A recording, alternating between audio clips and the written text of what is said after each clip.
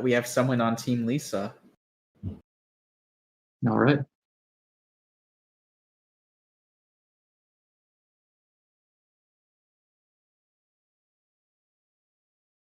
We already have 7 likes. How badly can we mess up now? Yeah, actually, there were no dislikes last night, which is also among the Scrabble community YouTube. When does that happen? Wait, really? People really out there disliking? I feel if you've seen Parks and Rec, you know the public forums. I feel like that's the Scrabble community. Oh man! So it looks like we have a 20-second ahead if comparing the times.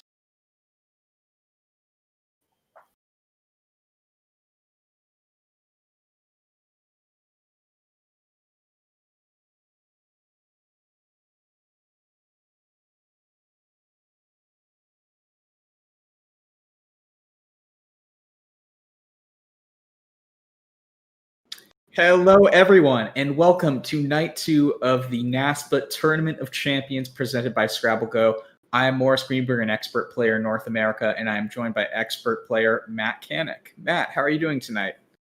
I'm doing fantastic, Morris. Looking forward to some really high-level Scrabble from 2 great players tonight. Yeah, so last night we saw Cecilia take on Eric Tran and get the full sweep. Let's see tonight's matchup. So tonight we have Jason Keller, who is a champion not just in Scrabble, but in a few other areas. We'll talk about that in a sec, versus Lisa ODOM, one of the top female players over the last 20-plus years.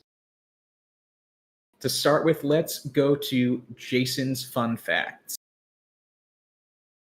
So Jason, as we mentioned, he's a champion not just in Scrabble, but he was a 9-time Jeopardy champion in 2011. He won over $215,000 and was a semifinalist in the Jeopardy Tournament of Champions in 2013.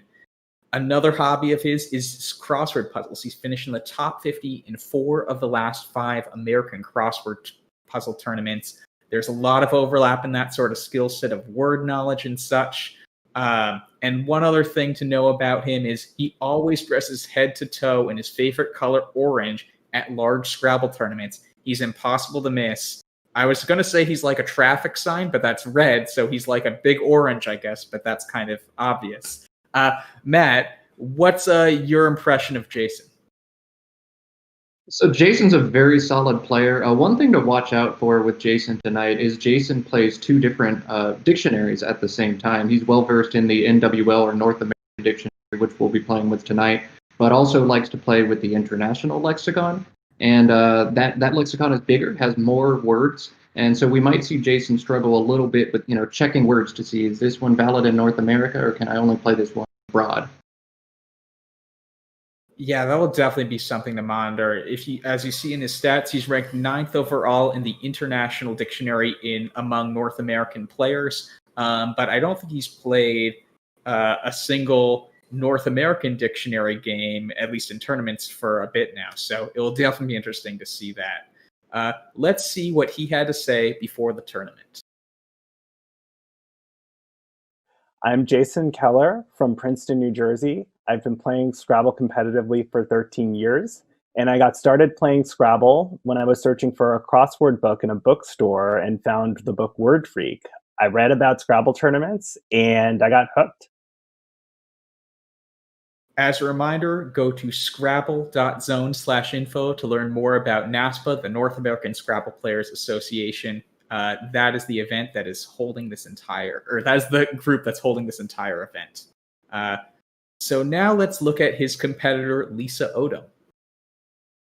So Lisa has been the highest ranked woman player in the US many times over the last 20 years. Right now, Cecilia Lee, who we saw yesterday, is ranked a bit higher than her, but she's still a top 50 player, and she's been that way for the last 20 plus years. She's married to another top-rated Scrabble player, Steve Pellenin. They live in Minnesota together.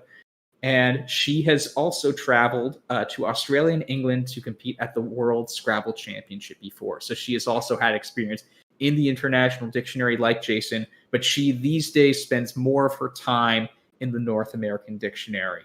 Matt, what's your impression of Lisa? So Lisa's a bit of a wild card for me because I play tournaments mostly in southern U.S. I live in Texas. She lives way up north in Minnesota. I have played her one time. She dominated me in the game, and I do just want to point out she was one of the most genuinely nice people I can remember playing against. And so that's always a big plus in Scrabble. There can be some high tensions. I played her at a national championship, and still just to be that happy and chipper and fun to be around. It's hard not to root for her. Yeah, no, I got that impression too. And it's not just when she's winning. I got very lucky once when I played her and beat her, and she was just completely nice about it, even laughing, I think, a bit when I made a big bingo at some point. Very good spirited person. Let's see some of that good spirit now. Hi, I'm Lisa ODOM. I'm from St. Louis Park, Minnesota. I've been playing serious expert Scrabble for about 30 years, and I got started in New York City when I saw an advertisement for a tournament at the Game Room, which is a famous venue, and that's how I got started.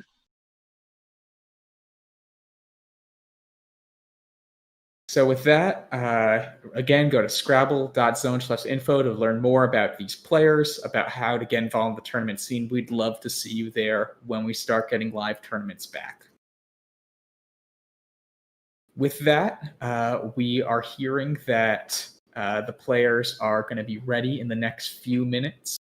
So we will be checking the chat throughout. Make sure to ask any questions. We'll try to get to them as soon as we can. And let's strap in for 3, 4, possibly 5 games.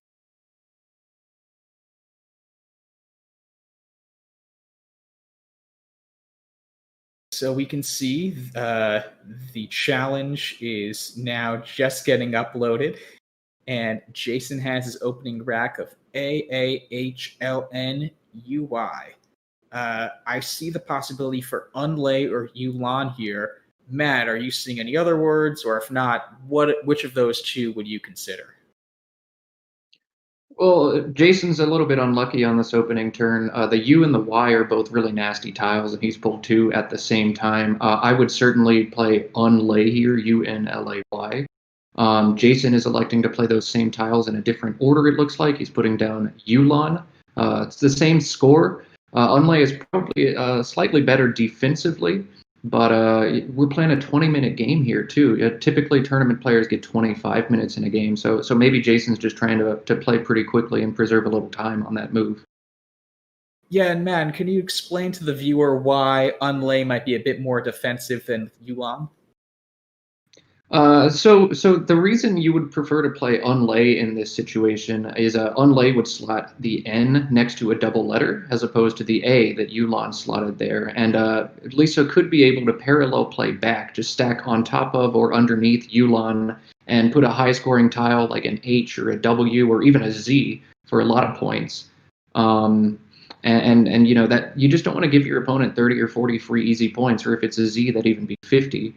So for that reason, Yulan is slightly inferior. It doesn't particularly matter here. Lisa's drawn an opening rack of all 1-point tiles, so she's not going to parallel play, but instead she's going to bingo on 2 double word squares at the same time. In competitive Scrabble, that's called a double-double. It's ×2, and then ×2 again, and then plus 50 points at the end. So she jumps out to a big lead very early on in this game.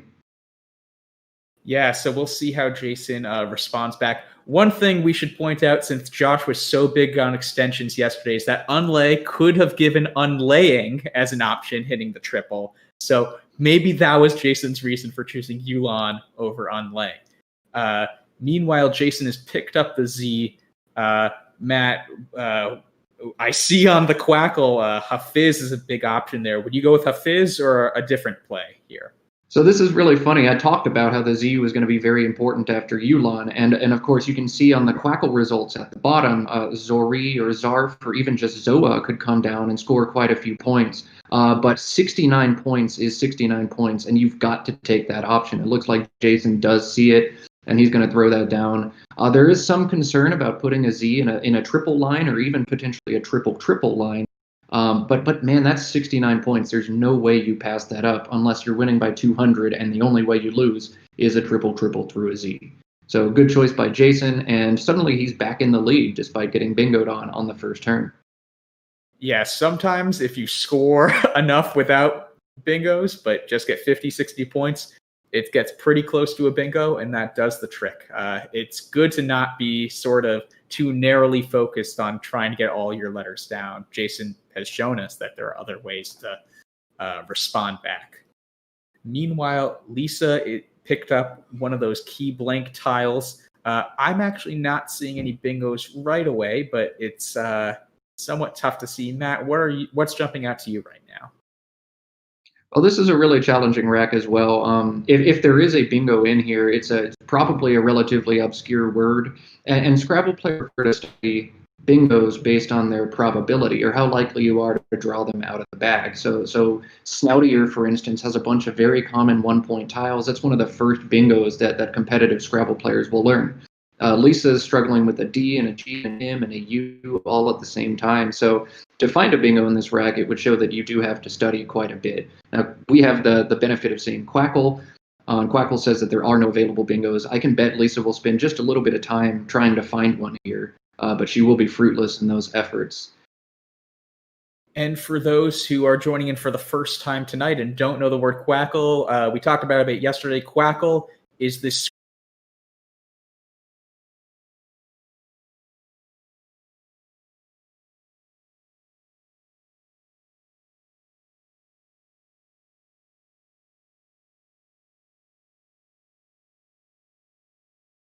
So it looks like we are back. Thank you for sticking with us. So Lisa just played Mug. It was Quackle's second choice over Gotti. And Jason has picked up the J after he's picked up the Z. And so he definitely has some potential J plays. He could also play through the Z here. Matt, what objective would you try to do here if you're Jason? So Jason's got simultaneously scoring power and bingo power. And Scrabble players are just as concerned with scoring points this turn as they are about scoring points next turn. The concept of leave, or the letters you remain on your rack, is incredibly important in Scrabble. And Jason is opting just to play off his Joe with his worst vowel, the O, and he's going to hold on to ADIRS, which together work very well to try and play a bingo next turn. So I think that's a really solid choice. He nicely combines both scoring now and trying to get a bingo for the next turn. Speaking of bingos on the next turn, it looks like Lisa has drawn into several different options here. So we're curious to see which one she's going to put down. But she has many, many different options. Yeah, so it looks like she's putting on Daturl. I don't think that is a word. Yeah, I knew Datura. I wasn't sure if Daturl. She could Laterad would be a possibility maybe if she makes the U and E. That could be coming down. But it looks like she realizes her mistake. Again, one thing we should mention is in Scrabble Go does not allow you to play any phony words. Like you saw for Daturl there, it appeared red. Scrabble Go wouldn't actually even let Lisa submit that. So in real tournaments, in live tournaments, you don't get the benefit of having a lookup before you press play. Whatever word you submit, if your opponent thinks it's invalid, you could actually lose your turn if you're wrong. So in this format, there's no downside to trying things if you're unsure if something's good or think there's an outside shot, something is good. And we definitely saw Eric take advantage of that yesterday. We'll see how the players adapt to that today. So Diastral and Lodestar were the two bingos I was thinking through the S. She also had Diastral available through the I in Hafiz, and Jason blocked that one.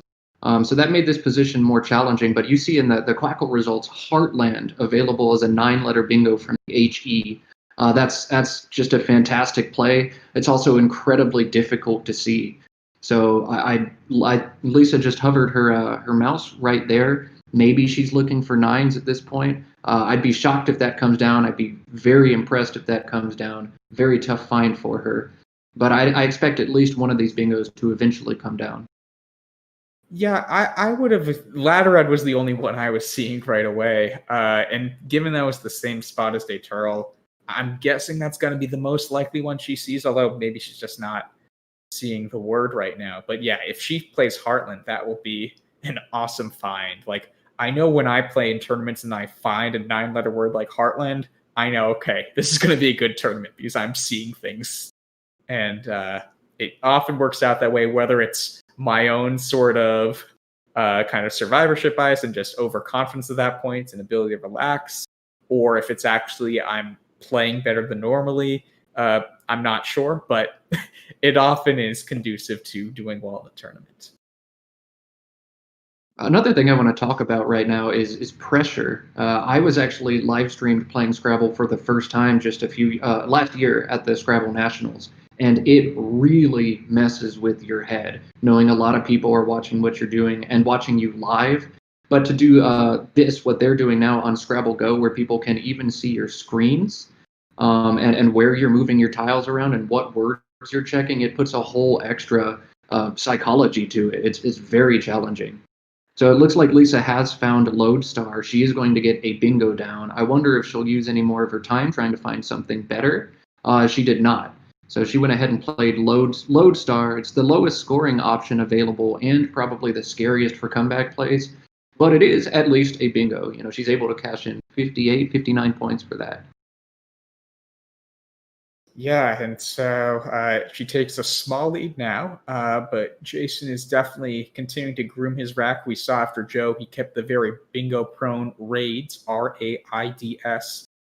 It looks like he's going for Dits this turn upon not seeing any bingos. He was close. If the O in Lodestar was a bit lower, he would have auditors, but I don't think there are any bingos available here, at least not that I'm seeing. So Dits looks like a really strong play to me.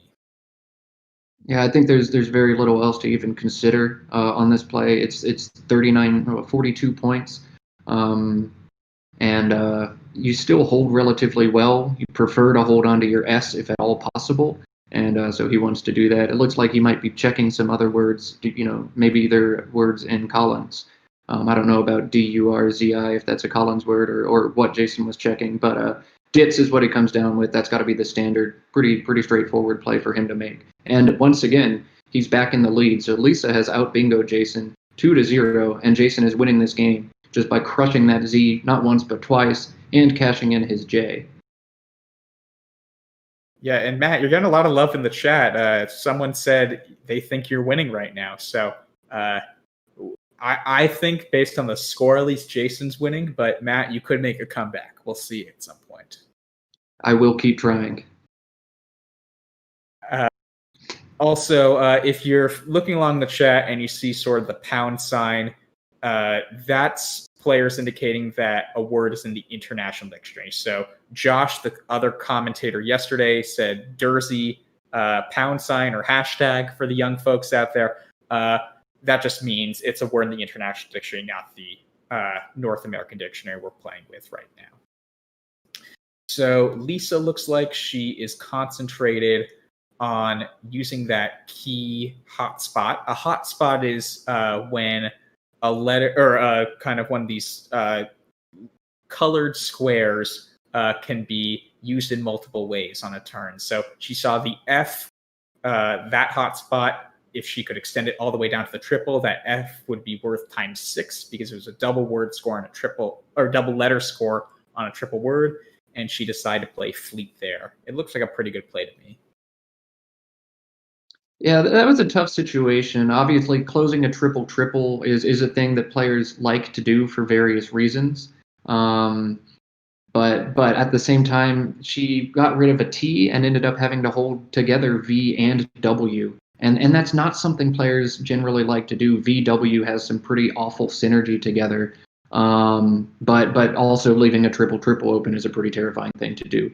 So Lisa decides to play a little bit of defense at the expense of her rack next turn. And I don't know what she's drawn, but we'll see how that works out for her. Yeah, I'm getting a little bit frustrated here watching Jason's draws because Jason has been kind of bingo prone for the majority of this game. But drawing the letter E is huge to help your odds of bingoing, and Jason has not drawn one yet. So he ends up with these kind of annoying racks to deal with, where there are a lot of 1 and 2 point tiles that you can't score a lot with right now. but you don't have a bingo that you're able to do anything with either. So I feel a little bit bad for Jason, but luckily he's been bailed out by just two huge tiles, the J and the Z, two of the highest scoring tiles in Scrabble, and he's been able to work his way out. But now he's in some trouble. Yeah, and so you saw him a minute ago putting down the G at 14B.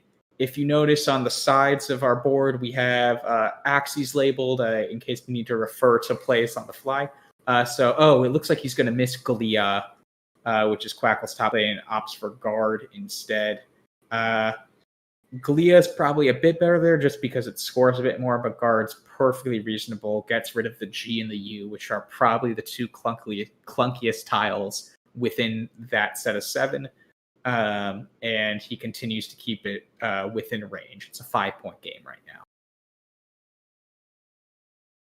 So into Lisa's PVW lead, she picked up some nice tiles, CERS, but this just goes to show you that if you keep bad tiles, you're probably going to end up with a bad rack, even if you draw some nice stuff. So Lisa's got some decisions to make here. How do I get rid of these tiles? How many can I get rid of? And how much can I score while I do it? I'm not seeing a ton of fantastic options for her offhand. Morris, do you see anything? Not really. And so guard was a pretty interesting play as a turning point, just because it really shut down the board a lot. Like, it's hard to open on that side, that top left side of the board. And Lisa's play that she's putting down now of pervs closes the board down even more on the top part of the board. We talked about yesterday, one quick way to evaluate whether bingos are possible on the board is how many spots are available to place 7 contiguous letters or 7 letters through one other letter.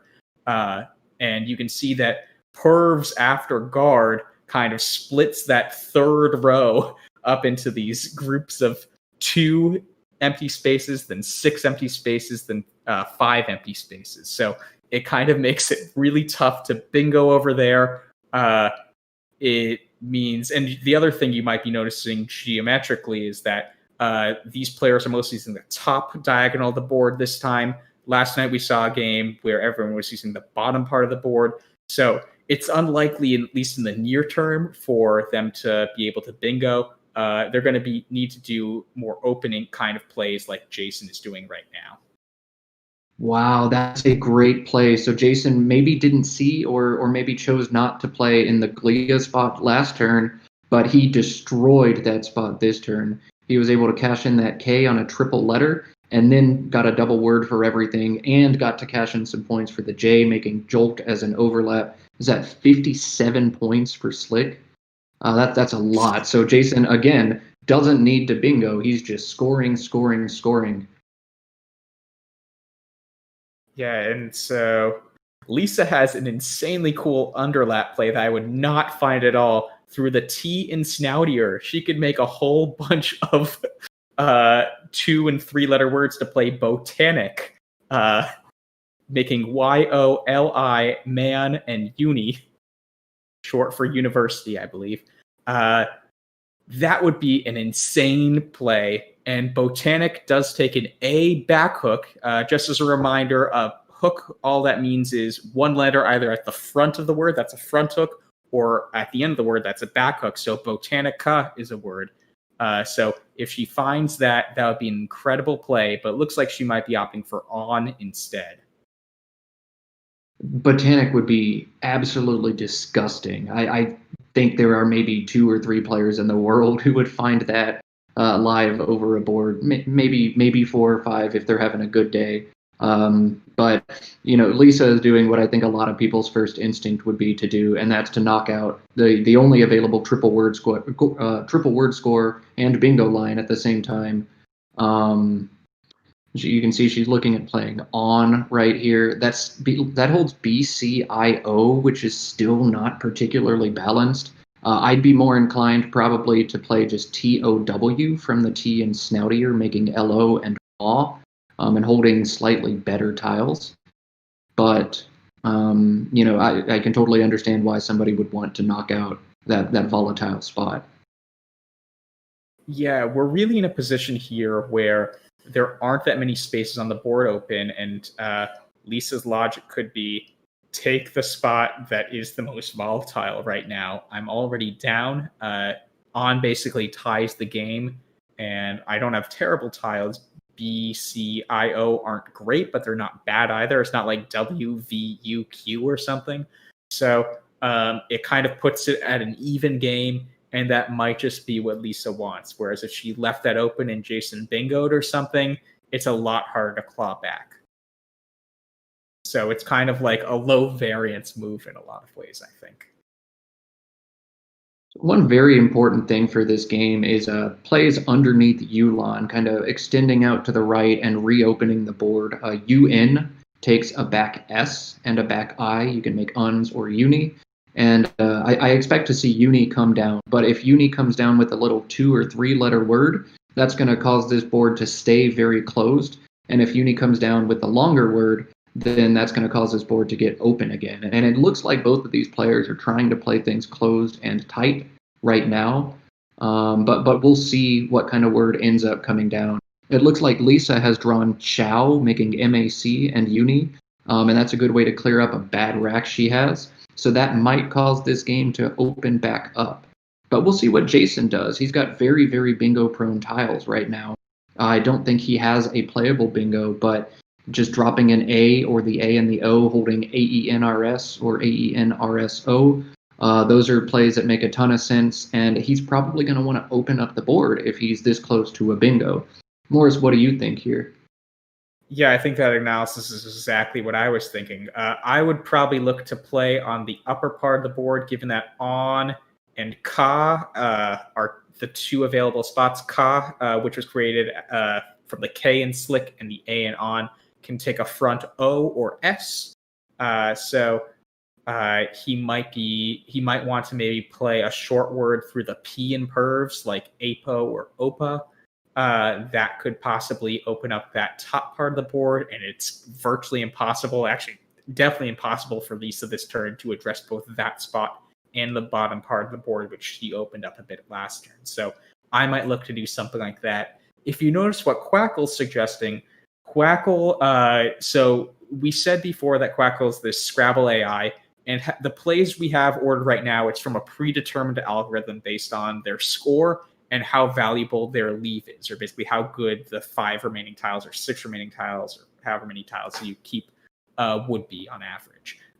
The one issue with that, though, is in any individual game, the board can be shaped weirdly. If you look at this game, players have not been playing very openly. They've kind of taken up this top diagonal part of the board.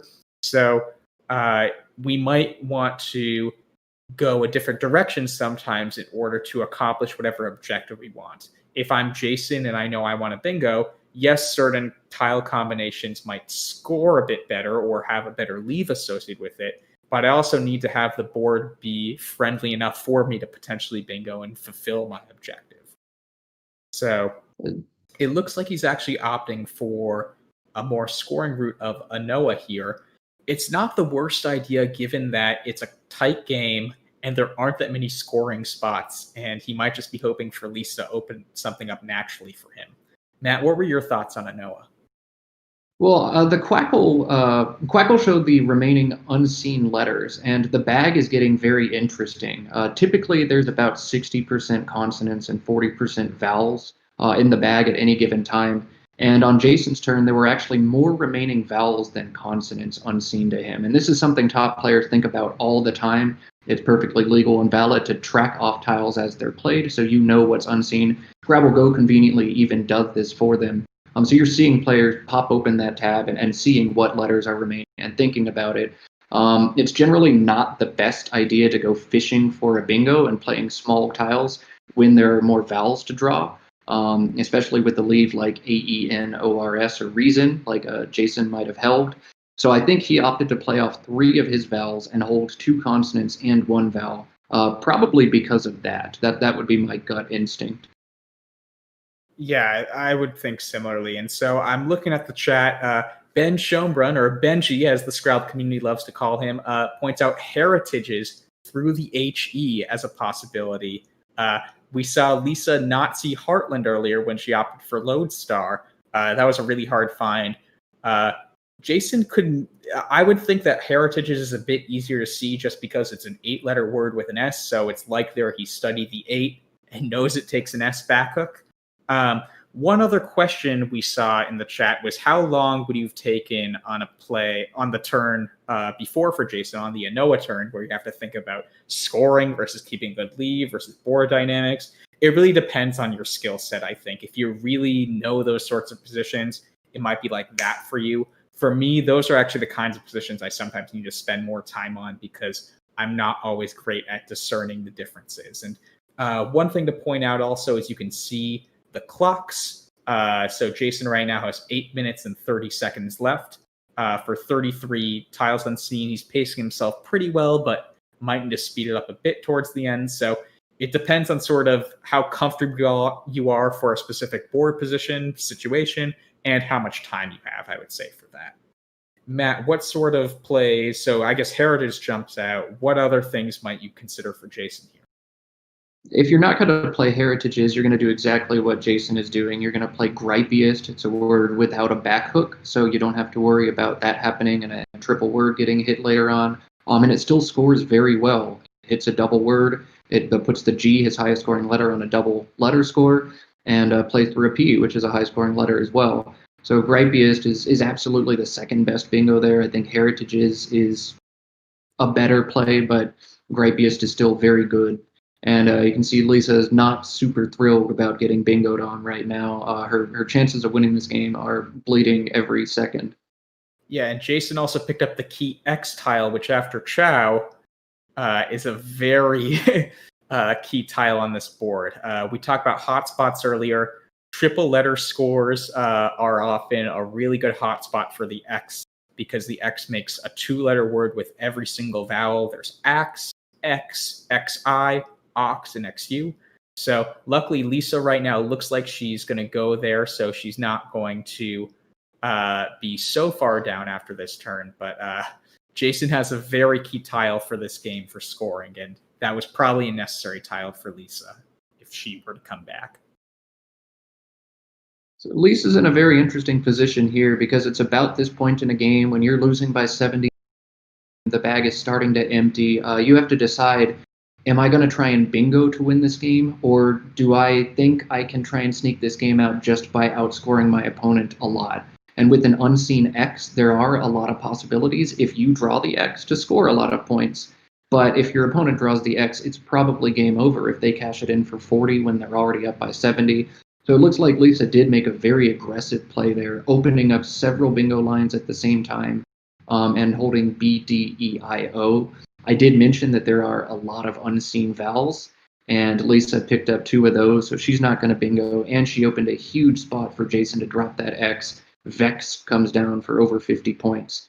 And just like that, it looks like Lisa's chances of winning this game have nearly dried up. Now, never, ever say never in Scrabble, especially not when there are 2 fantastic players playing a game like this. I bet Lisa's able to come up with 1 or 2 really interesting options down the road to give herself at least a fighting chance. Yeah, one key tile to monitor here, since Lisa's down almost 100 points and any bingo she scores need to be a really high scoring one, is the T. The T can be placed after Vex to make Vexed. So I'm looking at this board right now. If a bingo is going to happen, that's probably going to be the highest scoring bingo possibility, making a hook after WE and making Vexed as well. Add that to a double word score, you can be looking at a 90-point bingo, which is exactly the kind of play she would need. So if I'm Lisa right now, I'm going to probably try to start thinking about what are high enough point bingos. Is it possibly things with Vexed? Is it possibly things that start above the N and on and put a really nice tile on that triple letter score? I'm going to be trying to find bingos like that at this point in the game and try to shape my objective for the next few turns based on that. I think Josh Sokol in the chat was thinking exactly what I was thinking. Lisa wanted to make a play like Dierer here over the play like Borer, because Dierer, well, the D is a great letter to end words in as well as to start words with. It's okay for that. And so it's just very dynamic to put it up there. When she's desperate for a bingo at this point in the game, she can't make a play like Borer. She's going all in on bingoing from a B. There's almost no words that end in B of 7 or 8 letters. So Dyer, I think, is a very smart thing for her to do. Creates another big, high-scoring bingo line. And Jason probably doesn't feel too good. If there's an unseen T, he can't block Vexed and also deal with the D that Lisa just opened up at the same time. Yeah, and so one other tile that I saw in the bag is the Q. I'm counting 3 U's on the board, so that is another possibility for getting a big bingo. A Q bingo hitting the triple word score with ending in D, a word like inquired or something. Actually, can we look at the remaining pool? So it looks like inquired, for instance, is a possibility. And also inquire off of the N and on is a possibility. So if she draws into something like that, it will be tough. You need the right letters. It's going to be virtually impossible for Jason to block all the spots, and that would probably be enough to win. It looks like Jason isn't even bothering trying to block either spot. He's just going to try to score and hope it's enough. But I think there is a possibility right now, if Lisa can somehow get rid of some of these key letters in the next few turns, like the H, the B, and the B, and go for something like inquire. There might be other plays like that too. I'm not seeing any right away, but feel free to point them out in the chat. That would be her road to victory, and Jason can't do much about it. I think what Jason just did is very smart. There are too many lines for him to adequately address all of them, and does have space on the board to continue opening even more lines. So there will be 2 or 3 available bingo lines open basically every turn for the rest of this game. Jason said, forget about it. If you bingo, you bingo. I'm going to score so much that it doesn't matter if you're able to bingo on the board. So I do think for Lisa, probably the best thing she can do is try and surprise Jason with a bingo that scores a lot more than he might expect. Try and, reach for QU if you can, or HBB. They're pretty good scoring tiles as well. And just see if you can hit like 100-point bingo. Last night we saw Eric Tran do exactly. It wasn't quite enough to win a game, but there was one bingo line that looked like he was probably going to hit it, and he fished for an entirely different bingo line. Grew into his bingo and bingoed with Vocalize for 104 to shock his opponent and almost sneak out the game. Yeah, it was a 2-second win. Cecilia won within 10 points. And if you go over, she would have lost the game because you lose 10 points for every minute you go over. So she had 2 seconds left in her clock. That's how close it was. So Lisa needs to be thinking now, what is the most likely way I can score a lot and draw into that key bingo? I guess I saw inquired. Matt, do you see any other sort of QU bingos or just really high bingos, maybe with both Bs or something? I'm not sure. You have to think about, from Lisa's perspective, what could Jason be holding right now? He did just play off a lot of tiles. It looks like she's just trying to score a little bit, but she's getting dangerously low on time at the same time. I agree that both the BOTHIE through the T and Gripiest would have been a pretty solid play there, because it sets up a line for her to bingo down on the right side of it on a triple word. Jason is going to have to do something to knock out that line, and then potentially Lisa has a path to victory bingoing to the D after Jason blocks the triple word. That's a little bit easier to hit. It's tough to make a play like Bothie because a lot of the time Jason scores 35, 40, 45 points blocking that line. But it seemed like there were mostly 1-point tiles and a Q unseen. So maybe Lisa needs to take a shot and hope that Jason just has 1-point tiles and can't really do anything. Yeah, so this we're going to have to do some word here on Lisa. I'm not sure if unbribed is a word. Matt, if unbribed is a word, this is an interesting position because Jason could see unbribed and inquire right now from her perspective. So the problem is there are 4 tiles in the bag. If unbribed is a word and Jason also sees inquire in the bag, which is in the bag from his perspective, so Lisa could have it. So unbribed is not valid, but unribbed is, which is the same score in the same spot. So Jason does have a challenge to deal with here. I believe inquire is unseen to him. I'm hoping we can get the Quackle results up there. Yeah, inquire I think is unseen to Jason, as are potential bingos to the D. One thing Jason might be thinking about is, well, if she has inquire at the bottom, she also has inquired at the top. So do I even bother blocking it or not? Jason might also be thinking, I really need to get rid of some vowels. One thing I don't think we will see Jason do here at all is play off 4 or more tiles. There are 11 unseen to Jason. That means 7 are on Lisa's rack and 4 are in the bag. If Jason plays off 4 or more tiles, that means Lisa can make the last play of the game if she happens to have a bingo. She would get all of the points off of Jason's rack and could actually win the game. You see Jason just picked up the Q, which is a 20-point swing. So Jason does not empty the bag. Lisa's going to throw down unribbed, but she's going to draw another tile, which will give Jason a turn to get rid of the Q that he's just pulled. He did wisely hold an I to make sure he could do that. And I think Jason's still going to be able to squeak this one out despite the bingo by Lisa at the end. Yeah, it's going to be pretty close. What tile will Lisa draw? That might be key. If it's a high point letter or a letter that she can score a lot of points with, it might be just enough because he's only going to get 12 points for. Oh no, he can get 24 for cop off of right. This. QAT at the top, with the T and Gripey is just 24. Jason's going to be able to live anything. If Lisa drew an I, that would be a little bit scary because she could plunk QI, but Lisa picks up an E, so Jason's going to be able to unload that Q and sneak this one out by probably 20 or 30, or maybe 30 points at the end of it. Yeah, this was a really good game again, though. It wasn't quite enough of a comeback for Lisa, but definitely a good effort towards the end, and it will be a game within 30 points, and both players made a lot of cool plays this set, and it will be really cool to see if Jason continues to go mostly scoring and not a lot of bingoing, and Lisa going mostly bingoing and not a lot of other kind of scoring, or if they kind of adjust based on the letters they get in the next round. I want to go back really quickly and talk about that play of Dierer that Lisa made. Because she was able to float that D out there, she did end up getting to bingo to the D, almost gave her a chance to win the game. So just want to go back and talk about how smart that play was for Lisa to give her a chance, but it wasn't quite enough at the end of the day. She couldn't live through Jason's Z, J, X, and Q plays. Yeah, and that's sometimes just how the tiles stack up. So we are going to go straight to the next game now. The players might get like a 30-second break, but it's going to be pretty immediate. So we just got word that they are ready to go. So stay with us. We will take a 5-minute break after this round, but Jason leads 1-0 as we start game 2. And Lisa's letters are A, A, D, R, R, S, Z. Matt, what's jumping out to you right now?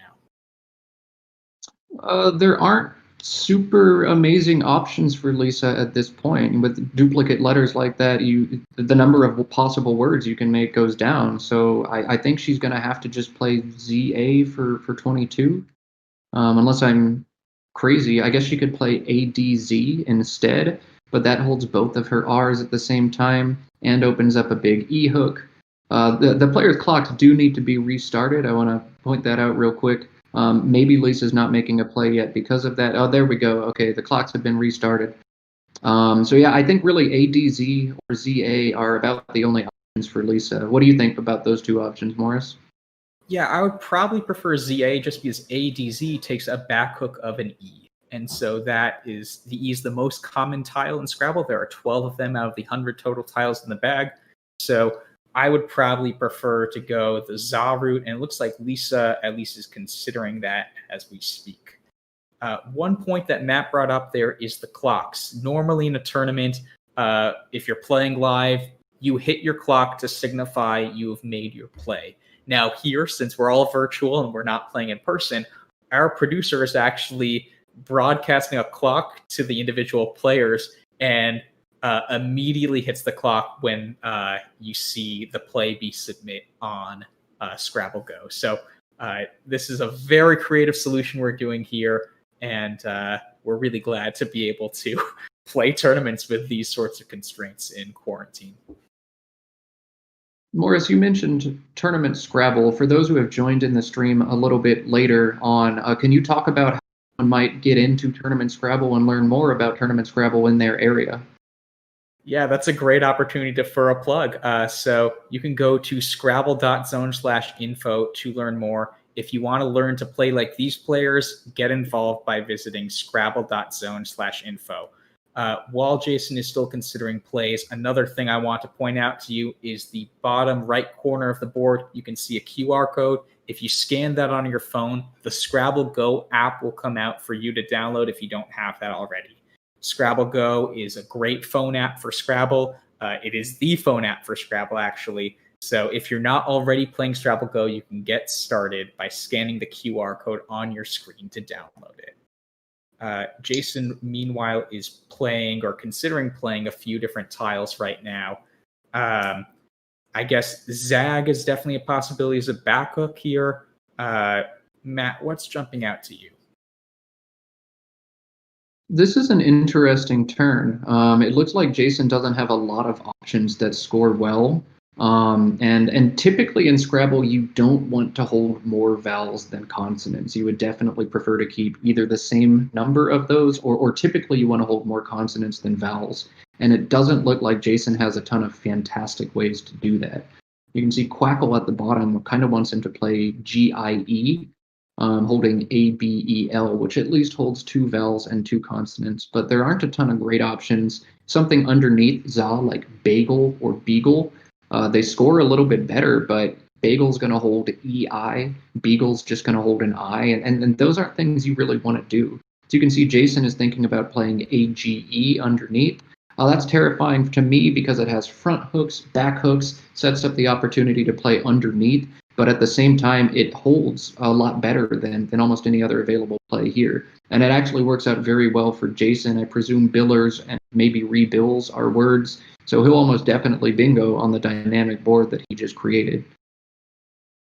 Yeah, what Jason did is called forking the board. So just like if you see a fork in the road and there are 2 lanes that you could go down, that's essentially what Jason just did. He created 2 separate lanes that are really hard to block simultaneously. So he can play billers and Zods, or he could play either billers and ager or billers and ages. So from that play of age, he kind of made these 2 completely separate areas of the board where he could possibly go for bingos. And so Lisa's going to go for one of them, but he'll still definitely have an opportunity to play a bingo this next turn. Another interesting thing here about Lisa's choice in play is she's playing hard with ager rather than aged. My guess is she wants to guarantee an S spot. Hard takes an S front hook. Chris Schneider is giving you some flack. He says you presume those are, Matt presumes those are words, but he doesn't know. Hey, they're playing void. I would thrive in a void environment.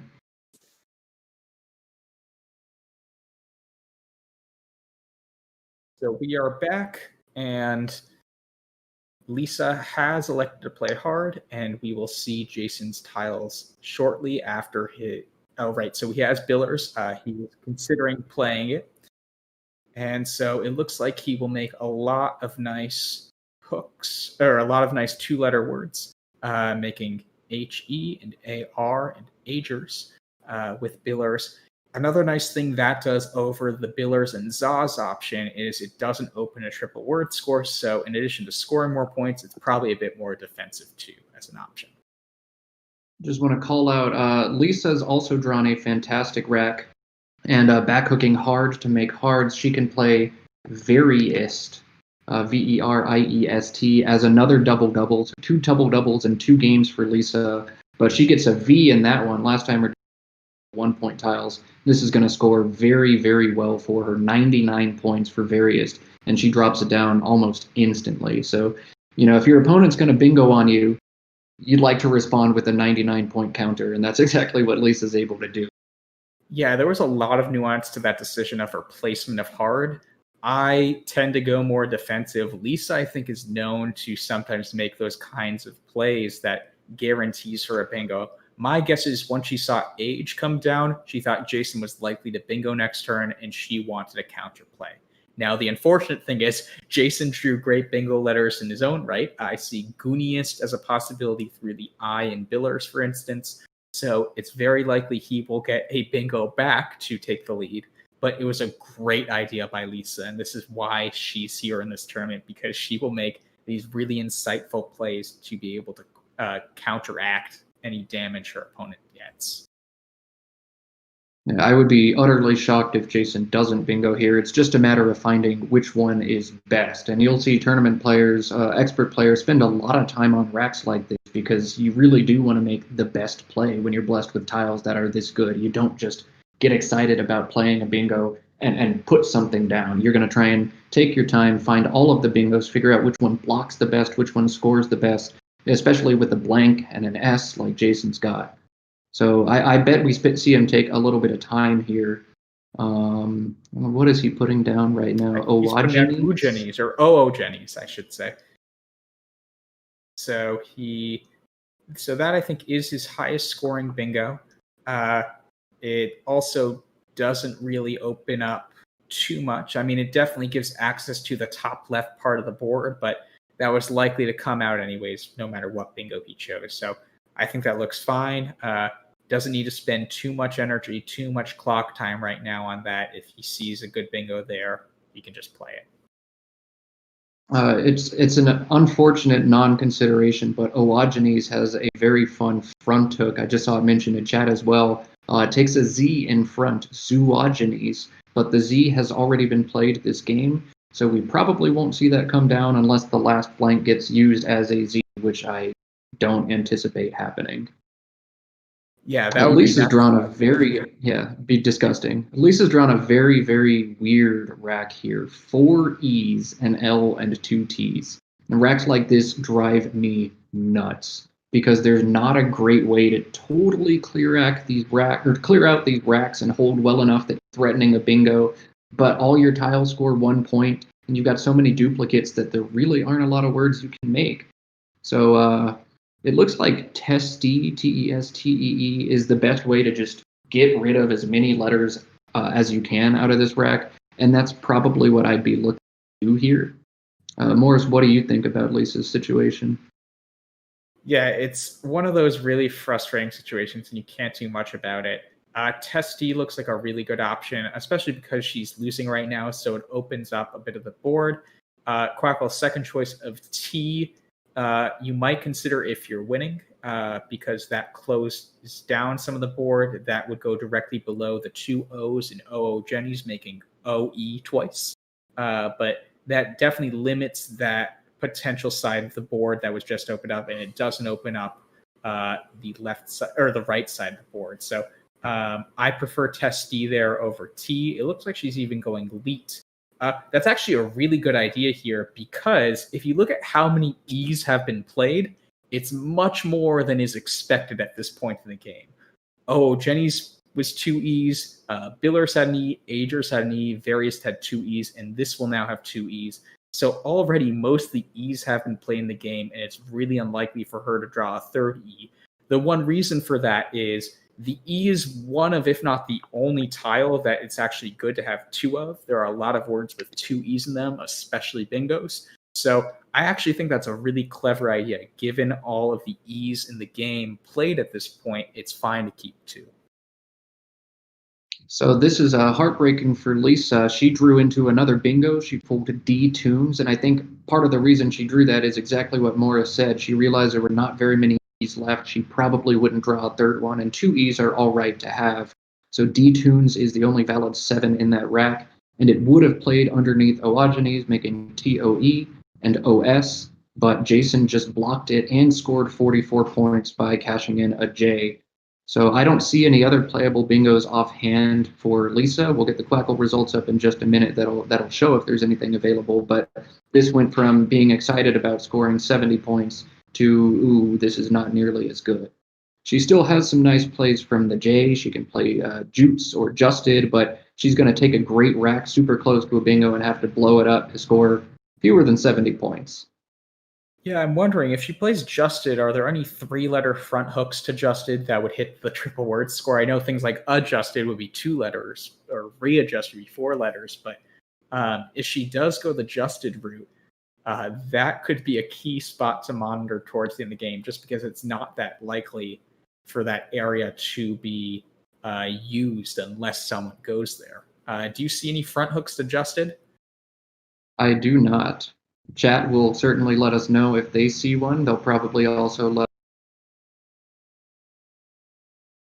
extensions to justed, but I don't see any words that could possibly go in front of that. Yeah, I'm not seeing any right away either. Well, please let us know in the chat.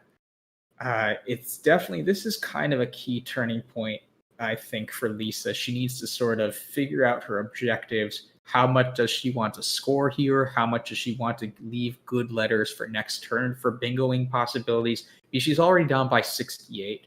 And so she needs to be very thoughtful about how she wants to try to get back into the game. So I'm going to guess she's going to take a bit of time here, or she already has. So she is taking the J spot, which I think you almost have to do in this situation. I'm curious to see if Jutes or Justed comes down, but Justed is so many more points. I think you have to make that play here in this situation.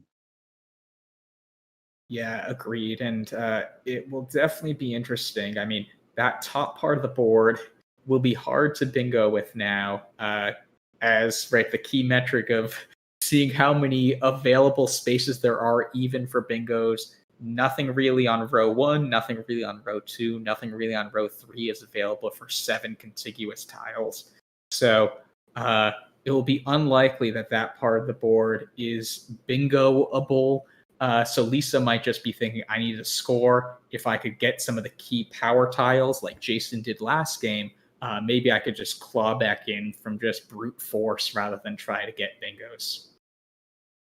Speaking of power tiles, Jason has pulled the X and Lisa has pulled not just the Q, but also a U to go with it, which is very important. Jason's got some options to score with that X. The thing that pops out to me is probably fax underneath justed, dropping that X on a triple letter score. So I think we'll see some points. We've seen some fireworks in this game. Several bingos have come down and one more almost played. But now I think we're going to see the opposite of bingos. We're going to see short little plays score quite a few for a couple turns.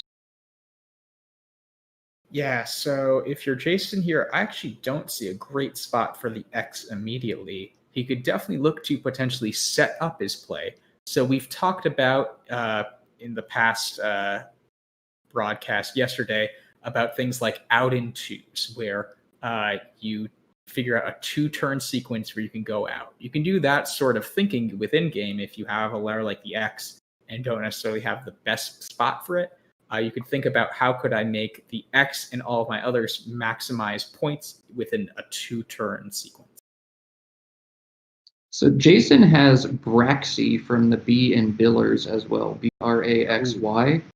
I wonder if he will find that. Probably, I wonder if he will play that, because it easily, Lisa could come back and just throw down almost any 3-letter word with 2 vowels on top of it to score a lot of points. Yeah, would you play Braxy or Brax there to set up the Y potentially? Brax? Oh, is Brax not a word? I'm sorry. It's just Brax is not a word, so I would not do that. Ignore that. So you shouldn't play that. Scrabble GO would not even allow you to play that. So Braxy is an option. Fax is another option that's been pointed out by the chat and Quackle. That would go directly below Justed. So we will definitely see what Jason is thinking through.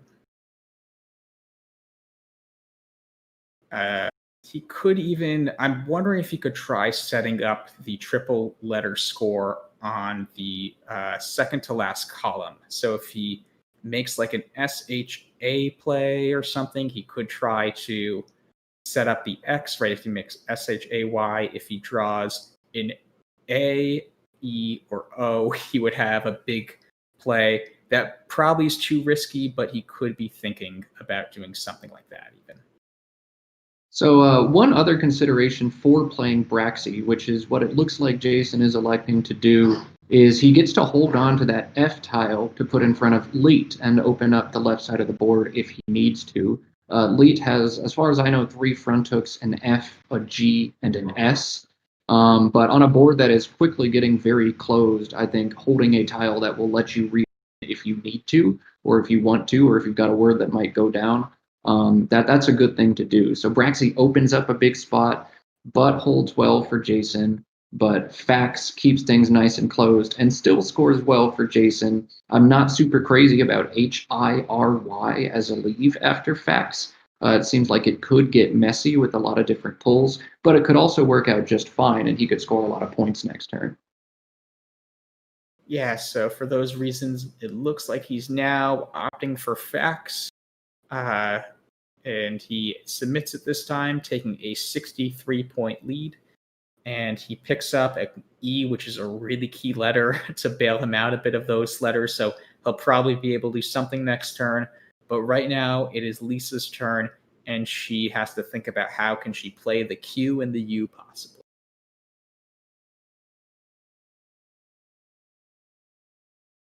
Typically, I would be very happy to draw the Q and the U together, at least. I could probably score some points, and I'm really just not seeing good options available for Lisa right now with the Q and the U. Yeah, I'm not really either. So she might want to actually. So the Q and the U are actually pretty good tiles, even potentially for bingoing, they can work sometimes. So she could just try to get rid of some for other clunky tiles, like the W this turn, if she doesn't see anything.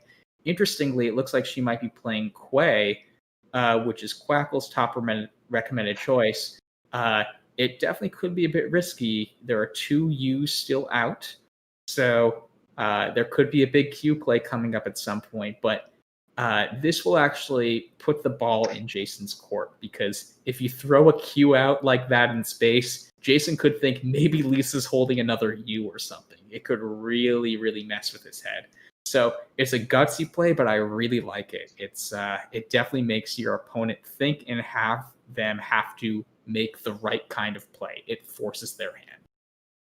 And if you look, Lisa has picked up another U immediately, so that's huge, and that's going to give her a real fight chance in the game.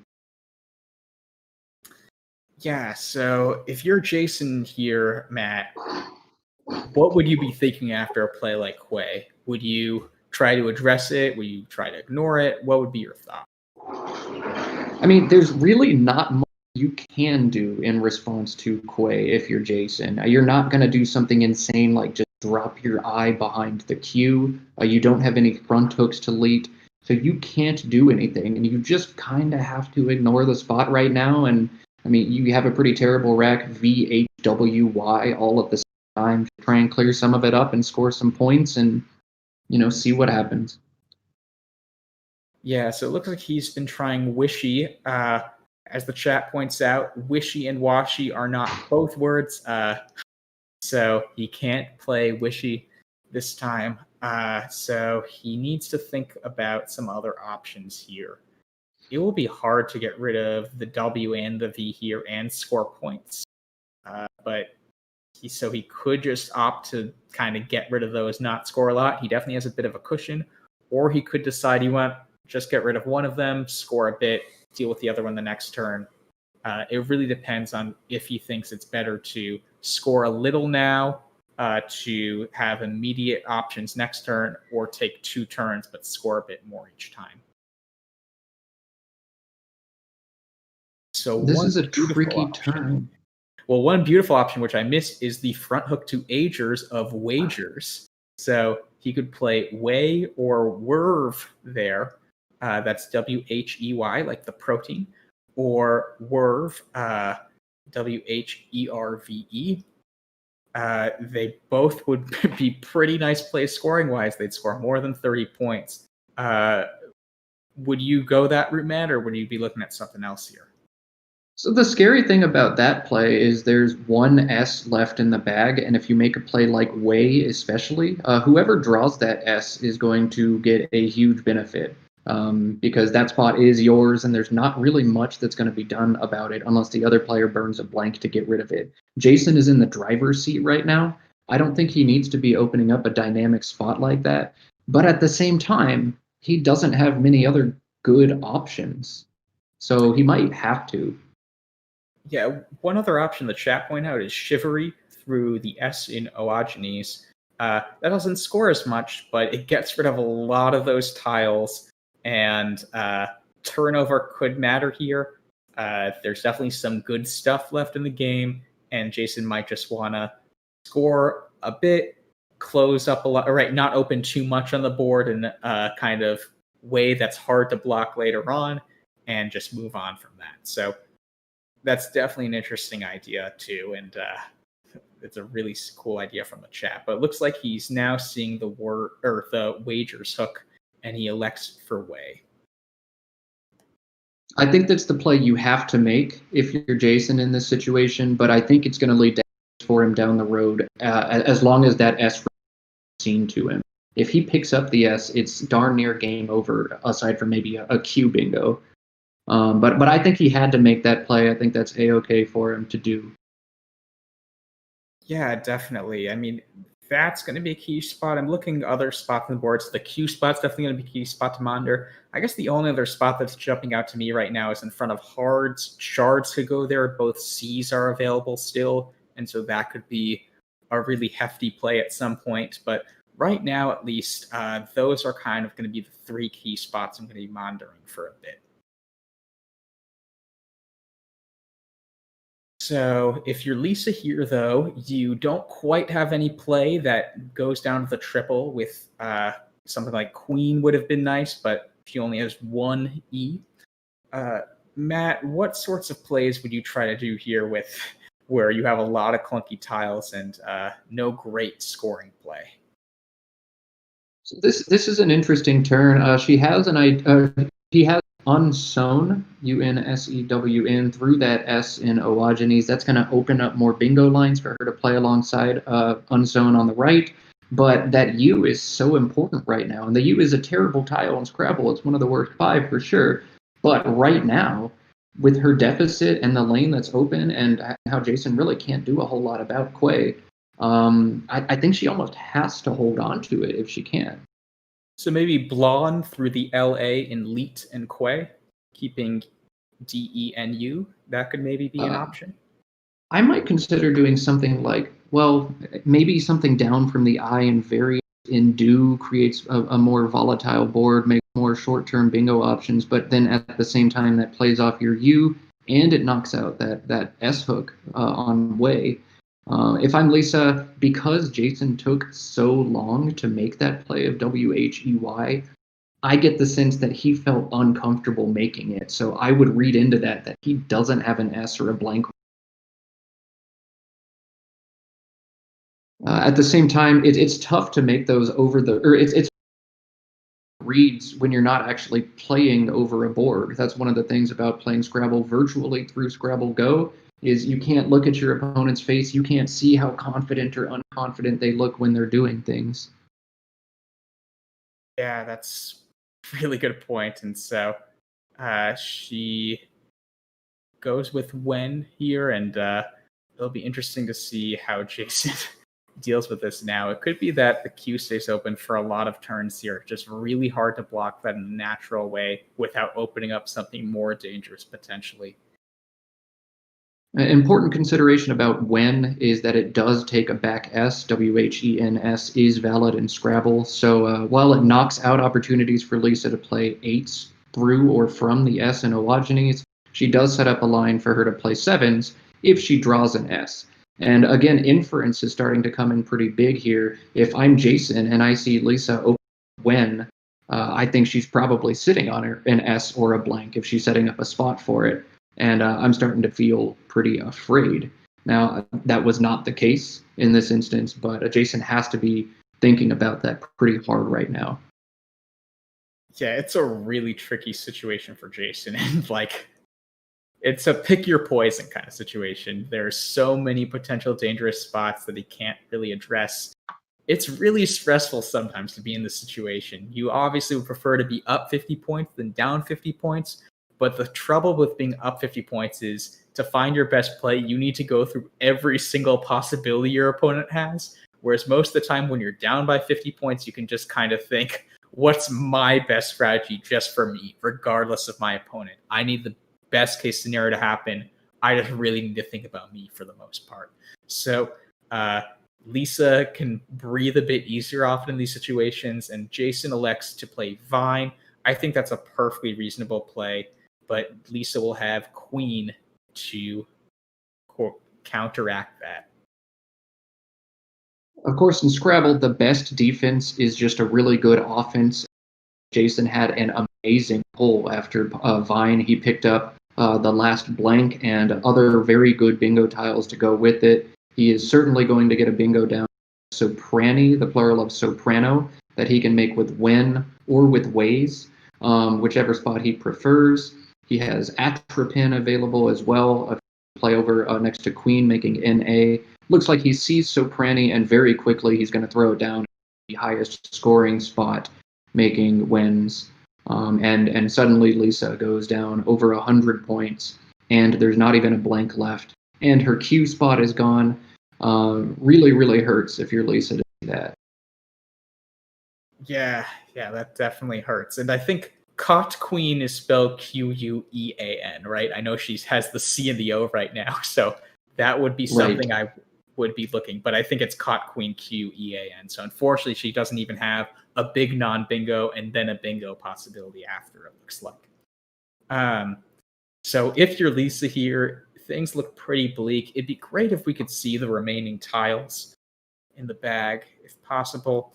So it looks like, so we see 25 unseen tiles. That means there are 18 in the bag from Lisa's perspective.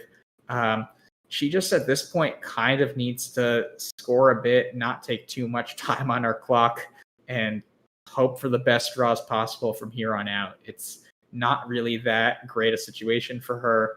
I don't like Quackle's top suggestion of a play like Fund, just because it really obstructs one of the key bingo lanes left. I like this route better that Lisa's considering of Fobs, just because you can play with that right side of the board potentially in multiple ways. So it'd be great if she sticks with this, I think. Matt, what are your thoughts?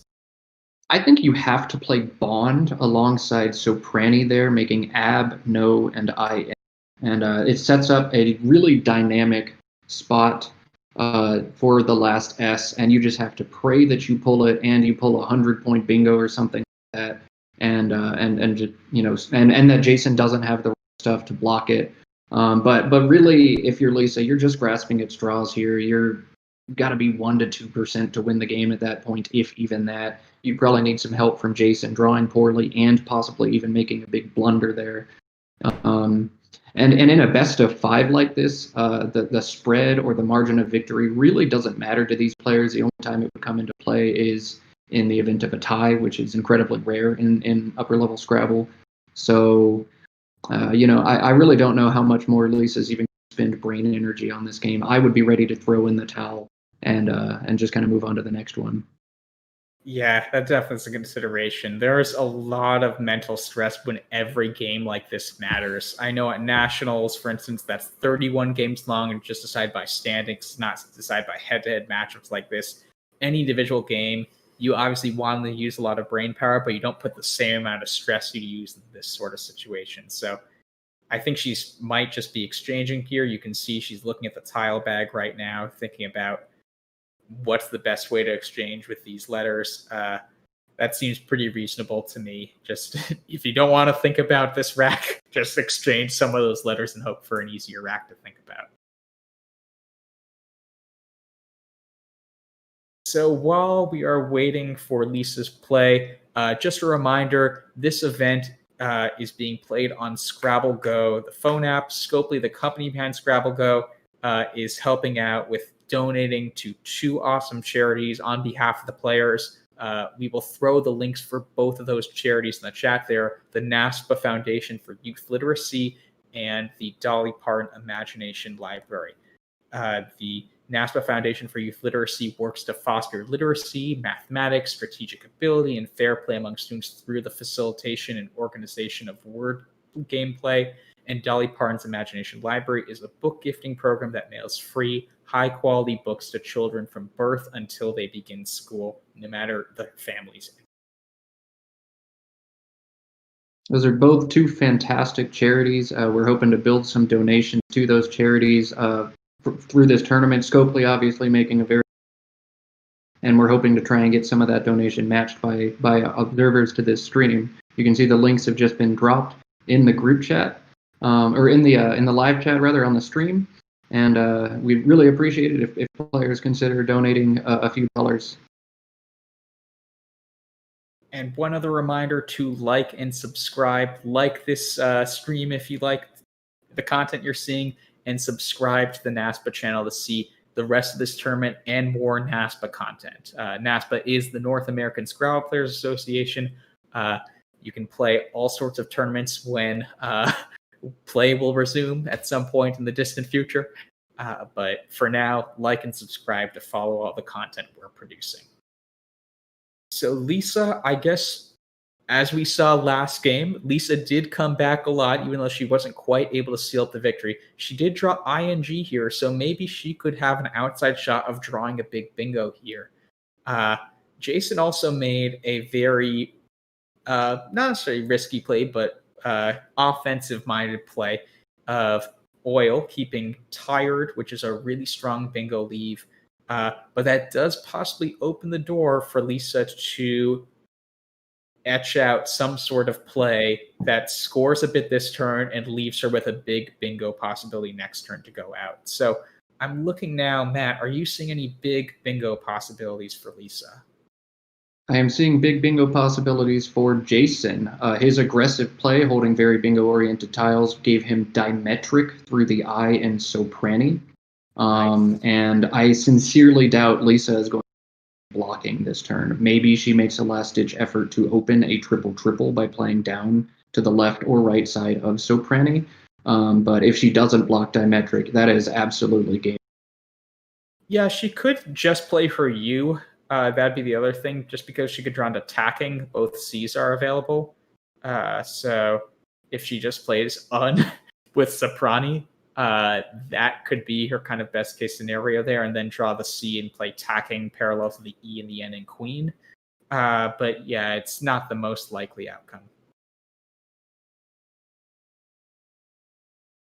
I do want to clarify, I mentioned if I was Lisa, I would resign at this point. That is not a literal resign. You should not and cannot literally resign in tournament Scrabble. I just meant figuratively resign and just kind of make some plays without spending, a bunch of brain cells trying to figure out what gives you the best chance to win the game. Because honestly, I think the win percent for Lisa at this point is 0. I mean, maybe she opens up a triple-triple and Jason has absolutely no way to block it, and then she draws a triple-triple, but that's basically slim to none odds for her. Yeah, and it looks like she might be going for Aug now, or, well, no, she's just playing the U, so I'm not sure. Okay, now she's considering the K as well. So it looks like she's just going for good bingo tiles. Yeah, I'm not sure if that's necessarily the best move here, but again, no need to think about this too much. Things are pretty bleak, and she doesn't have a ton of time left, so I think kind of getting a move down to continue moving the game is perfectly fine here. Yeah, Jason has set up Dimetric on his rack. He is all ready to play it, and like I thought, blocking the spot at this point. So this is going to quickly go to 2-0 if this result holds, but this is a best of 5, and in Scrabble, I can't emphasize it, anything can happen when you have two very talented players on a board like this. Yeah, and so we see Dimetric come down now, and she did draw Outgain, so that will go down as a counter bingo, but Jason has built up too much of a lead at this point, and that will be game over. So Outgain or its anagram, autoing, either one could go down for Lisa in the same spot. Looks like she's opting Outgain if she can get those tiles in the right order. But it's going to be too little, too late. Her deficit is 109 points, and then she was going to score about 75. Yeah, and so how many tiles are actually left in the bag at this point? Could we get the tile bag, possibly? So there's exactly one in the bag. So Jason will have Once again, Lisa will bingo and draw one tile. Yeah. So, and there's no great spot for the I either. So it's not like it was like a cool letter that would have scored a bunch. But she now has Outgained set. She plays it. So that adds a lot to her score, but it won't be enough here.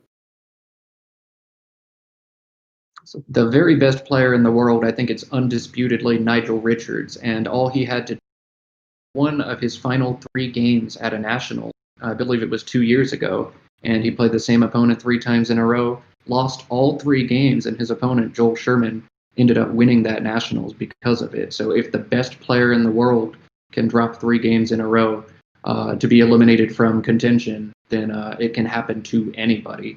In Scrabble, they say you can beat God if you get the right tiles. And Lisa is certainly talented enough to put those tiles in the right spots to win 3 games in a row. Yeah, I'm pretty sure I can beat God if I get the right tiles, but I'm never sure if I get the right tiles if I could ever beat Nigel Richards. So we will, I guess, see if I ever get the chance to play him at some point. So Jason is considering his options. He has a bit of time. He'll probably play something on the triple word score. It seems like the best spot right now. And then Lisa will go out shortly thereafter. As a reminder, this is brought to you by NASPA, the North American Scrabble Players Association. If you want to learn to play like these players, or even us, if you only want to stoop that low, you can get involved by going to scrabble.zone/info. That is scrabble.zone/info. If you're a newcomer to Scrabble, you like to play recreationally, and you're intimidated by the caliber of play you see here, I would not be. Tournaments tiered into divisions most of the time. So these players would be in the expert division, but typically tournaments will see 2, 3, 4, even 5 divisions at a time.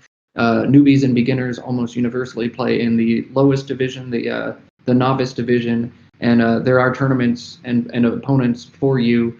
You're not going to have to worry about Jason Keller scoring 537 points on you like he did in this game. So Lisa is now looking for that final placement for her eye. We will see. I wonder what the chat's saying right now. Are there any crazy eye hooks that anyone's seeing? No one's pointing out eye hooks, so I guess she might play something like Me, as in the musical Do Re Mi off of the M in dimetric is what I'm seeing. And she's going to play something for the same amount of points. Gin it up. I know I would definitely need a drink after getting 2 losses in a row, so I like the choice. And so Jason takes a 2-0 lead. As a reminder, this is a best 3 out of 5 series. We are going to take a short 5-minute break, but stay on. We're excited to see Game 3 and possibly Games 4 and 5 if Lisa comes back.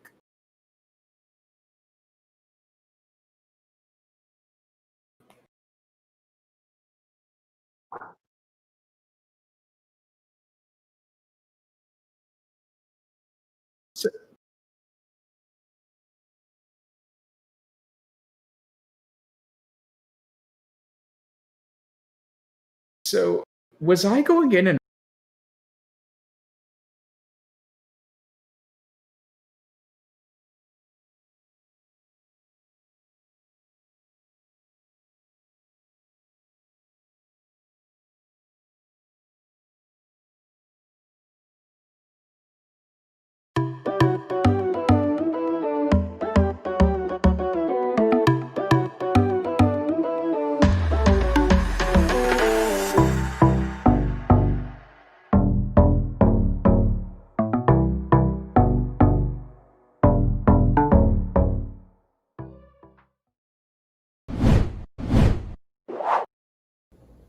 Hi, I'm Chloe Fatsis, and I'm going to explain fishing in Scrabble.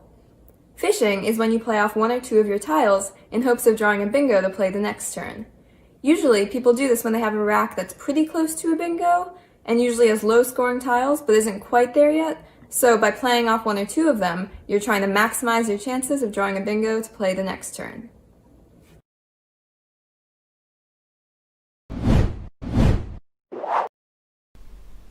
Hi, I'm Cooper Komatsu, and I'm going to explain what leave means in Scrabble. Your leave is what's left on your rack after you've played your turn. In addition to maximizing the value of your current play, it's important to keep a good leave to give yourself better opportunities for the future.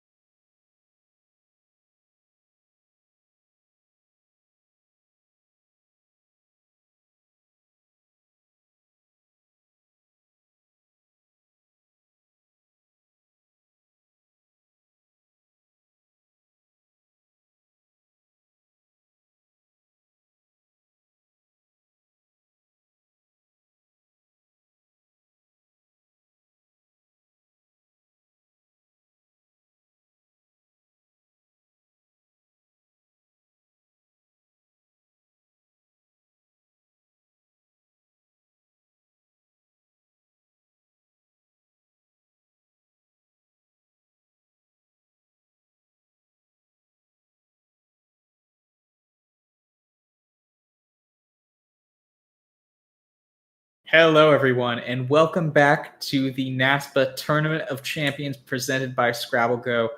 After we left the break, Jason has a 2-0 lead on Lisa ODOM. Matt, what are you sort of looking for in this next set of games? Well, I mean, it's do or die for Lisa. Every single one of these remaining games is, and so I might see her play a little bit more aggressively. Spread absolutely doesn't matter for her at this point. If she loses a game, she's done. So she might be a little more aggressive. She might care a little bit less about trying to make it salvageable. But I'm looking for high-level Scrabble from both of these players. Lisa's shown she plays well. Jason's shown he plays well. And what happened?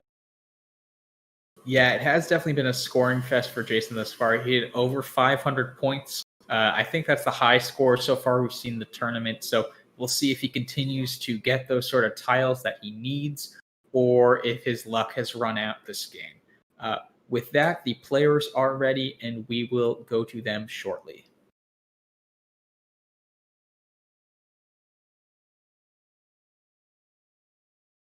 So Jason's username there, Orange J Kell, because he loves to wear the color orange. We touched on that earlier.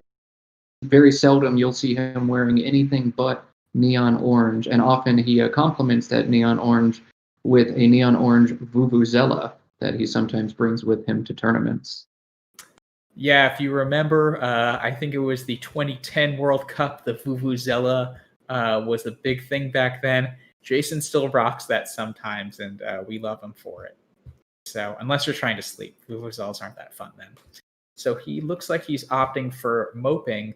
That looks like a pretty reasonable play. These tiles, right, they might be one tile off from a lot of different bingos ending in ing, but it's pretty hard to just keep on grinding that route. It's usually better, I think, to just make the play that scores points and move on. I would have preferred to play Pingo in that situation, Pingo, just to hold on to an M. It does score a little bit worse, but I'm never crazy. Just the letter I. You don't want to hold more vowels and consonants. I've said that numerous times here, but it looks like it's going to work out just fine for Jason in this case. He didn't pick up too many vowels, and he's got some scoring tiles. We're looking for the rack from Lisa. I think she maybe still needs to accept the game from Jason. There we go. Looks like she's got it all up and set. We'll see how she's able to respond. We'll see shortly. Jason drew more of those kind of hefty tiles, so I think he got out to a bit faster of a lead the past two games, so maybe this will be a good opportunity for Lisa to take one off him. And so she's holding AAEOOPT. She might be looking at the I in moping to play her P, pi, as in the mathematical constant 3.14159, etc. Is a word in Scrabble, so she might place something like OPA there. Matt, are you seeing anything else? I saw a play that I am not certain is a word, and for the sake of the audience at home, I'm not going to say that out loud so you don't learn a fake word. I absolutely despise when people do that to me. They tell me about a phony that came down in a game, and then 3 years later, that same phony comes up, and I think, I've heard that word before, and then I play it, and I lose a turn. And then I remember hearing it was a phony, and then I'm very upset. Yeah, I know I've accidentally said some phonies here, and that's purely just because I do not know as many words as I should, I think, for how much I've played Scrabble. It will be interesting if she opts for something like Metopa instead of Opa. That is the phony. Oh, is that a phony? Shoot. Oh, Metope is a word. Okay, I did not realize it. Okay, so I'm so sorry, chat. So ignore that. It looks like she's going to play Topo, creating another hook. I actually probably... well, I understand the logic here. So even though Opa would have given her a better leave by having a consonant to 3 vowels, this is a lot more defensive because it's much harder for Jason to make a play above op from the 2 words that were just played. Whereas with Opa, he could have made a word that ends with a letter like H that makes hop. And so that would be really easy, but there's no 3-letter words that end in TO. So this is a lot more defensive play. I get the desire for defense there, but I certainly would have played a top if that's what I was going for. That undoubled my A's. I would prefer to hold AEO than AAE if I have the choice, and it scores 2 extra points. So perhaps that was a miss by Lisa. Jason's able to come back quickly with Yao. He plays off the 3 worst tiles on his rack and scores 23 points in the process. So pretty standard play there by Jason. Holding on to some decent stuff, though it looks like he's not going to be able to bingo, at least not next turn. Yeah, I misread his rack. I thought that was a Q at first, not a C. So I apologize if I said anything there implying Q. I just misread what he had before. So, but yeah, I agree. That looks like a very solid play for him. And you're starting to see something that you don't see often in expert games. You see more often in games in lower divisions and tournaments, this sort of staircase game making a lot of overlaps. Staircasing scores a bunch if you're not going to bingo. The issue is a lot of the top players bingo right away, and it makes it hard to kind of have this sort of staircase setup that starts out. So Lisa looks like she's not going to continue with that trend. And she'll play movie. At least that's what she's looking at right now. Matt, what are your thoughts on movie? My preferred play here is probably VIGA through the G in moping, backhooking topo to make topoi, TOPOI. I think that's a solid spot, and it does look like Lisa has now seen that play as well. You're going to keep things closed and tight here. The only bad thing might happen is Jason now has a very easy line to play 7-letter bingos down in the J column, backhooking that A. But if Jason does that, then he opens a triple word square for Lisa, so she's not super worried about that opportunity. I think that's a better play than movie for sure. Yeah, I agree. And the other thing to realize is the lane she was blocking off of on from topo and moping is almost as good as the A lane she's creating now but that lane didn't have the counterplay opportunities for her that this lane would if Jason does get a bingo. So I think this seems like a really solid play, but it looks like she hasn't submitted yet. She might be mulling over her options. I mean, it's a weird board right now. So it's often hard to find those kind of insertion plays that we're seeing here, like movie or Viga or towage was another word like that where you play through a few letters. It's not the kind of plays you normally look for, but they can be really valuable on this kind of scrunched up board. And so I think towage is another fantastic option here, and these are kind of two philosophically different ideas. Viga is the more closed, tight kind of play, whereas towage is the forget about it, I'm just going to throw this thing back open. Either one, I think, is a very defensible play to make. In this case, I would prefer Viga, but I'm a defensive player, and from what Lisa's shown, she is too. We've seen these both. But towage is a fine thing to do, and if you're playing a board, I'd be happy to play them. I don't think Jason KELLER is that player. Yeah, and Jason hasn't picked up good letters with his last play, so he will need to figure out a way to kind of get rid of some of these key ones. So you're seeing Yatia as the top suggested option by Quackle. It's definitely a nice idea to get rid of all those tiles, but it does leave a dangerous S lane into the triple. So he needs to be thinking about, after a play like Viga, how likely is it for Lisa to be holding an S there? I'm actually not sure what I would infer after Viga. It's such a weird board where there aren't that many options that you can't really infer that much, especially because there were no really good S lanes at that point. So Yatia would be a really interesting potential play. He's trying Tariq right now, which is a phony. I would not have been sure of that, though, in either direction. So really good attempt there. Matt, what's jumping out to you? Well, one thing that seems important to mention here is Viga did actually block curation. Thank you to, I think, Benji in the chat for bringing this up. But curation would have played down from the triple word at H1 to the ON on the board.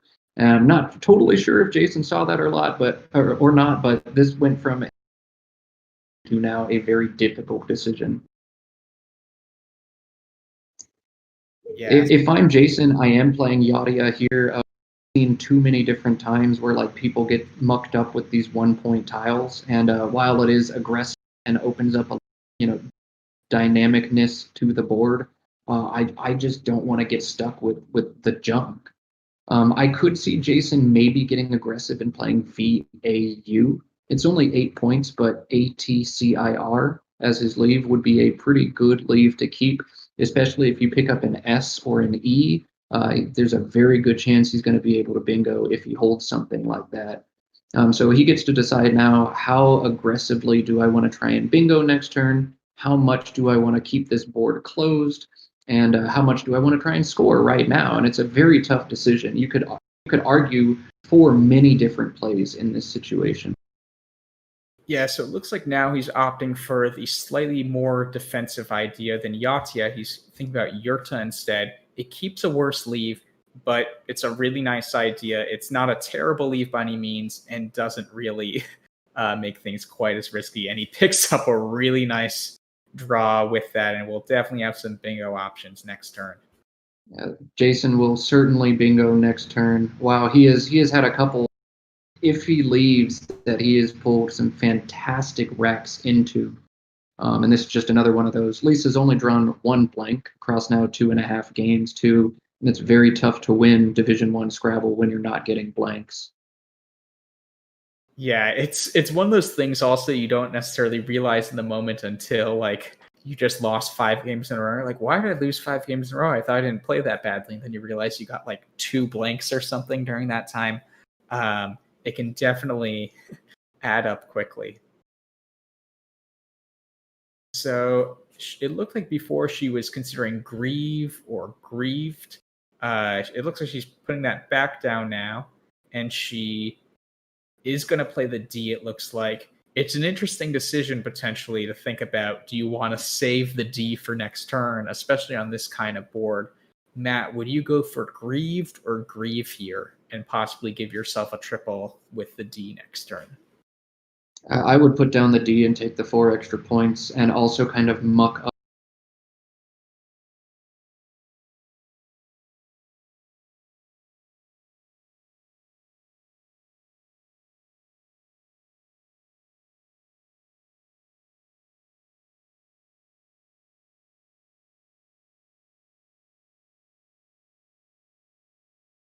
So we experienced a technical difficulty there. Apologies. Jason's clock is back on, and we are back. Jason is holding some great bingo laters, and Lisa also has some potential bingos next turn, depending on what Jason plays. It looks like she is going to be able to get it down because Yurta does take that S hook, I believe.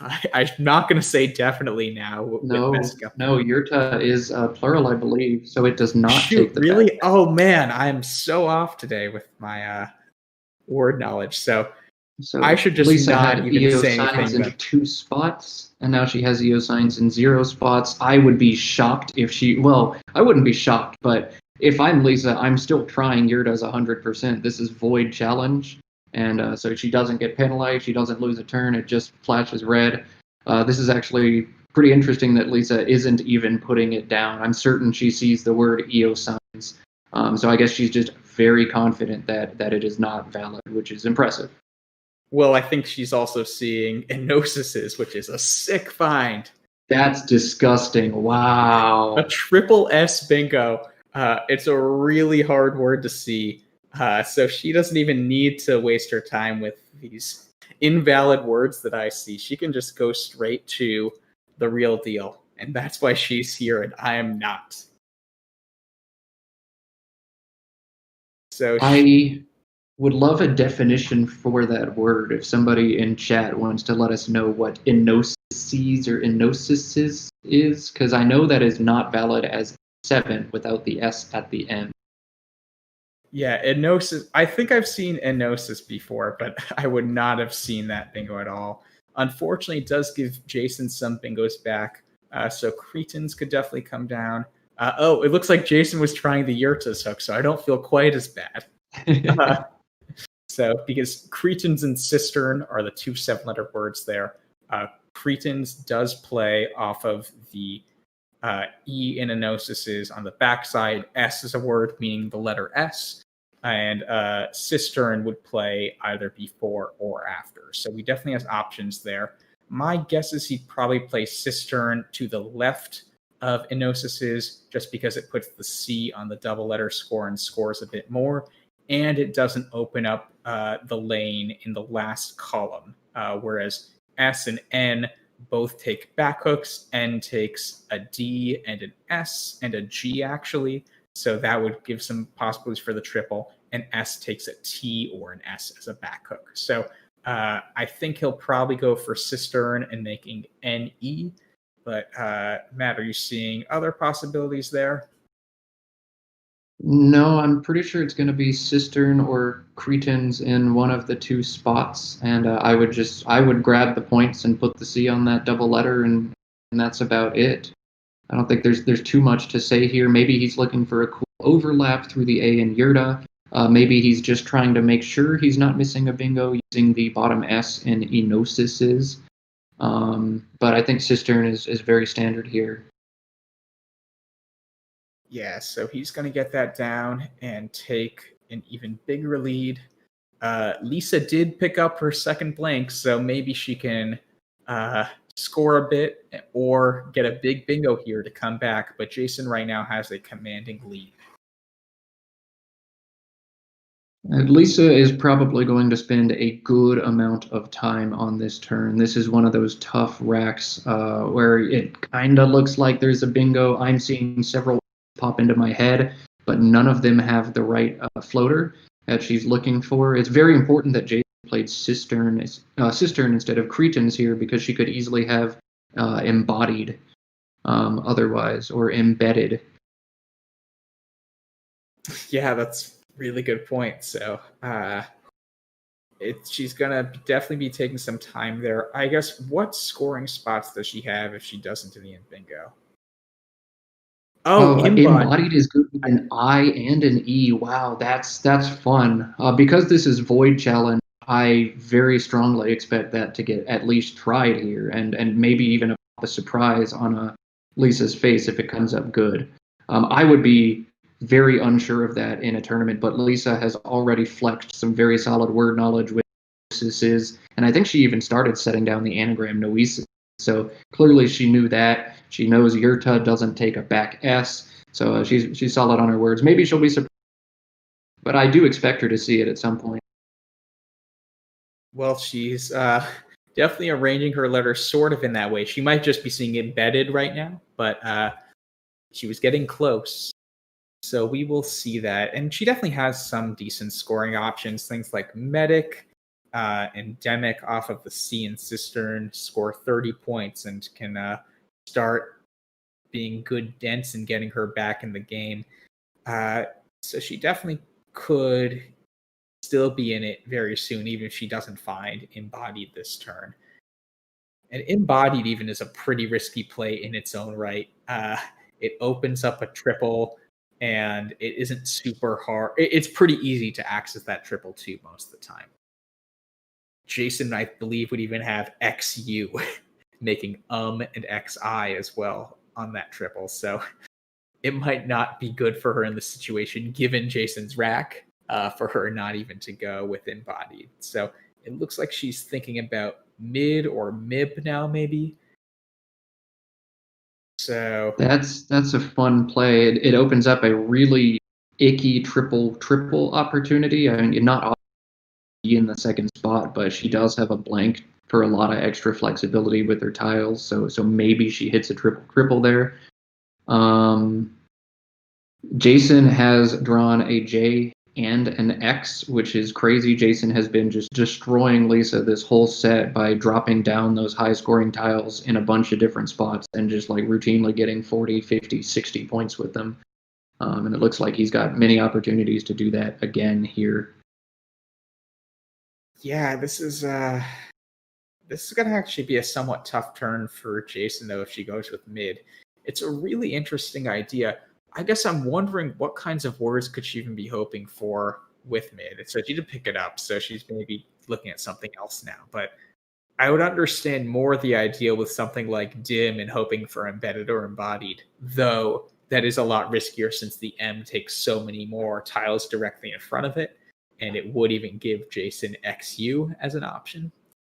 So I'm wondering if she has any specific words in mind when she plays mid there, or if it just seems like I want to open another area of the board, make my opponent have to think about blocking down at the bottom and possibly at the top. It's an interesting move that I'm sure we'll get some interesting insight from Lisa after the game. I am not a fan of that move at all. I think it's far too easy for Jason to drop down a 4-letter word to the right of mid, making Oma or Amma. Now, he doesn't actually have those possibilities here, but Lisa couldn't have known that in the moment. And I just think, the worst thing you can do here is let Jason block the line you've opened and score 50. And I don't think Lisa is down enough where she needs to be this desperate opening triples at this juncture of the game. So not a big fan. If I was going to go with mid, I would have played it over on the right side, I think, instead of Enosis's. I'd make a EM and SI at the bottom of Enosis's. But it is going to work out some for Lisa because Jason doesn't have a high-scoring play. I think the best he could do is box right there. And Lisa didn't really draw a good tile, so she's not going to be able to hit that triple either.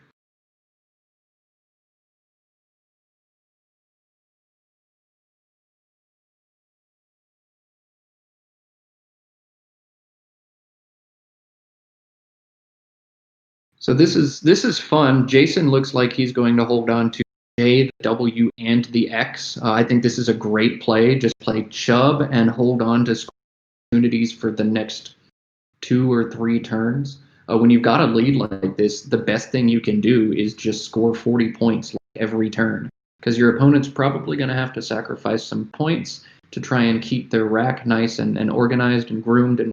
And if you just keep scoring 40, they're going to sacrifice points. They might get a bingo later on, but you're running so fast and you're already up so much that they're not going to catch you. So I think that's a smart idea by Jason. And then I think this is a good play by Lisa, too. She drops down to ZED behind DA, scores 48 points on a triple word. And so Jason's trying to fly away with this game, but Lisa's flying right back. And it looks like Lisa has drawn some very good stuff. So she'll be able to bingo next turn and make this interesting yet again.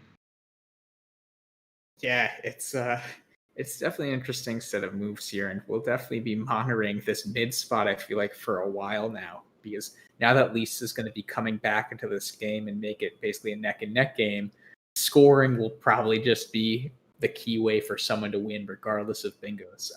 After 2 blanks are out, a lot of S's are out, after 3 S bingos, like 3 S word bingos like Enosis is, most of the stuff left in the bag are just going to be scoring tiles. So it will definitely be something to monitor at a minimum. Jason has to be a bit worried about that spot. I mean, QI, for instance, is out. So that could just be really dangerous. And if this I'm is Jason, fun. I would really consider something like Wax there and just block But that Jason area. is also an E away from Joke for like 90 points. And so Jason has all the high score stuff to go over there and score a gazillion. So I do wonder, it's a big threat, and I think most people, especially with the lead, are going to want to knock out the threat. But maybe he plays for the jug. Maybe he plays off WAX or something somewhere and tries to hit Joke down the road. Yeah, it's really not an easy play to think about what to do here. Oh, Oka is also a possibility here. I missed that at first, but that's definitely a nice idea, although the J and the X are tough to deal with. And he's looking at his Collins knowledge right now, and I think he's laughing because he was like 95% sure that it wasn't good, but had to check just to make sure. And now he knows well over 100 people have watched him on stream try that word. It gets in your head, man, playing on stream, especially on Scrabble Go like this, where people can see what you are trying to do. It's scary. And I think different players are going to react to it in different ways. But ultimately, man, I'm throwing down words shamelessly, trying everything because you play to win the game. You don't play to maintain your pride. Yeah, it's definitely hard to have just the sheer gumption to know this might not be good. I might look like a total idiot on camera, but it's okay. I'm doing it left and right more than any of these players. So any player, if you want to try words, I will make sure to guess even more ridiculous phonies like Yurtas this game. So I can save face for you guys a bit. Just try to stay comfortable and play your game during the tournament if any of you are watching right now. So Jason opts for a defensive option. He just plays Gox, and Lisa immediately playing one of her bingos available, Butist.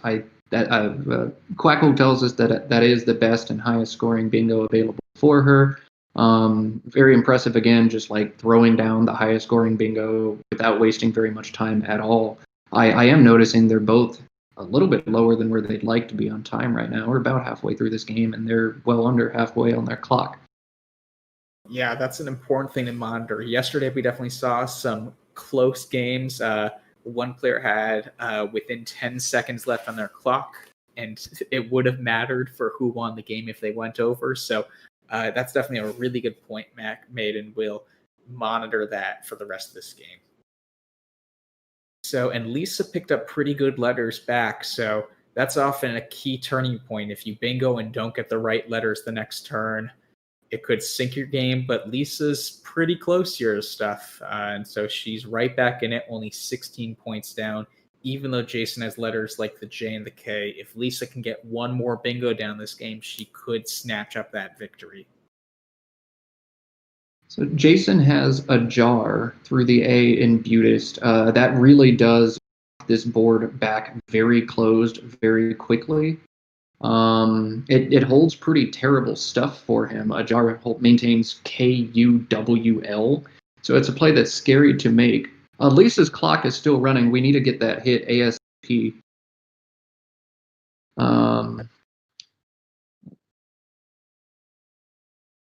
So it looks like we're going to let Lisa play her next turn, maybe without a clock running, just to get some of that time back for her. I believe she was right around 44 or so when she made her play. So maybe we can give her like a minute and 30 seconds or so. Jason leaves the board very open on top. He's not super concerned about blocking at this point because we're back to a neck and neck game. He was up, 16 points going into that play. So, and now he's drawn the Q and a U. So Jason all series has been crushing with these J, Q, X, Z huge plays, and he's got more of the same now. A Quail is going to be able to play on top for him if Lisa doesn't do anything about it. Of course, she doesn't know he has that, but I think she'll play up there, right? Maybe LEAF, put that F on the double letter, get the triple word, score 33, and set up her S. That all looks pretty solid. Yeah, it's definitely just the tile gods were smiling on Jason so far this match. Yeah, if you're Lisa here, maybe she'll do something gutsy again. I don't know. We already saw her play mid. She could do something to try to open up the right-hand side of the board a bit, potentially, and force Jason to think a bit, rather than hope he doesn't play on the top part of the board that's kind of open right now. So we'll see. She has surprised us a bit with plays like mid. Could you see anything that she maybe could do on the right side of the board? Oh, it looks like she's playing. Yes, Phil. That's good, FIL. So that sets up the S very dangerously as well. I'm still more partial to LEAF here. It scores better, and it sets up the S a little bit better too. EF takes a back F. It takes a back T in addition to the back S. And so I would prefer to play Leaf on the top, score some points now, and make probably a better setup for myself. but FIL is still a very good idea to do here. Trying to, take your best tile and make it even more valuable than it already is. Yeah, and so she hasn't played it yet, so she might go back to Leaf. But I guess it would be useful to think about the tile bag here, just because the E is a much better tile than the I as well. I think that could be part of her decision point too. Not only does this force Jason to think a bit, but she also just has that much better of a leave here, and so it could be a key point in the game. And she has Elision. I think it might be blocked this turn, but man, that's too bad. I don't see any other bingos for her right now, but she's really close to bingos, and she might be able to make another open play this turn that will kind of leave Jason scratching his head for a while. So that is huge, that decision to play FIL instead of Leaf, because now Jason cashes in quick 45, and Lisa does drop spot to put it. If I'm Lisa, I'm looking at the B in Chubb and trying to figure out how I can draw bingos to go down from there, because that's the best place to score a lot of points right now. But Jason has to be thinking, okay, all I need to do is play a little 3-letter word from the N and Enosices over to that triple word square, and I'll knock out all bingos down from the B and all bingos down to EF, making EFS at the same time. So Jason can easily just make a play like NAH on his next move and deal with all of the threats at once. Lisa's going to have to do what she can to open another bingo line down 70. She needs a bingo to get back in this one at this point. There's only 9 tiles left in the bag, and Jason can block basically everything available at once. So maybe she's going to make like a 5 or 6 letter play. She has the S to make Stowe and open like a crazy triple line. Or she could make a 6-letter word maybe to the B in Butist, making a BY. Morris, what do you think about what Lisa's going to do here? Yeah, well, it's the 9 tiles in the bag is the key thing. So I believe, so one thing that Jason needs to be thinking about here is 2 bingos will absolutely sink him. So he needs to make sure that Lisa has within 6 tiles left in the bag by the time she makes her next move after this. If I'm Lisa, with that logic, I might be thinking maybe I should play as few tiles as possible here, just so I maximize my chances to get a big bingo and start scouting out what that bingo could be. Something like buy Nately is possible in the bag, though that's not the most likely probably. But I'm not going to be playing a lot of tiles here, I think, even though Matt thinks a lot of tiles is the key. I just think you gotta sort of give yourself a few chances here and hope Jason doesn't come up with quite the right combo. Looking at what's unseen in the bag, that's got to be what Lisa's doing here. I think she's already opened that menu up 2 or 3 times this turn. I think she's just trying to find things that she could draw, like miracle bingos. It's possible she goes through the I and Farsies, which I don't think Jason is going to block very often, and hit like some weird IEST word, pluralizing reek at the same time.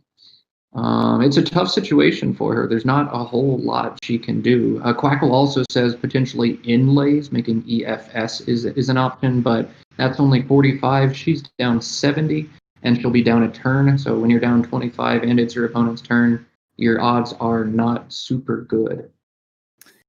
Yeah, and so she is coming up with a really creative option here. She's giving herself another S lane to make lay into slay, and so now there are 2 completely separate sides of the board that Jason has to worry about. And so it'll be interesting to see how Jason reacts, although it looks like he's quickly spotting that Cisterna hook. It's a really nice hook he sees there, but maybe he'll think a bit before automatically making a play. He's probably going to be looking at the tile pool, looking at what sort of options are available on each side of the board, and from there react into going at whichever side is more probable or scores enough points to outrun anything he leaves open.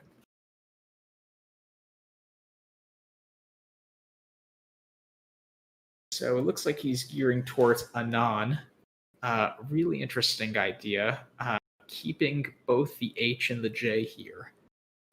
He has to be pretty sure of the available bingos, because if he even makes a slight mistake there, he could be holding some hefty tiles if Lisa bingo's out or something coming up. So, yeah, it would be really nice to actually see the tile bag right now, because that's really gutsy of Jason in a lot of ways. I guess he has to be thinking that F spot is the F, right? EF can put an S or a T there. That just has to be such a dangerous spot from his perspective that he doesn't even have time to really think about the full contents of the bag. Yeah, so Lisa does have a fighting shot in this game. She can bingo through the N in a non now. She can bingo in front of Lay if she happens to draw a bingo that specifically has an S in the fourth spot. But she doesn't really have time to figure out what she could draw. So I would be, if I were her, I'm probably just playing NO in the bottom right corner pretty quickly. EINRS is about the best combo of letters you can keep there.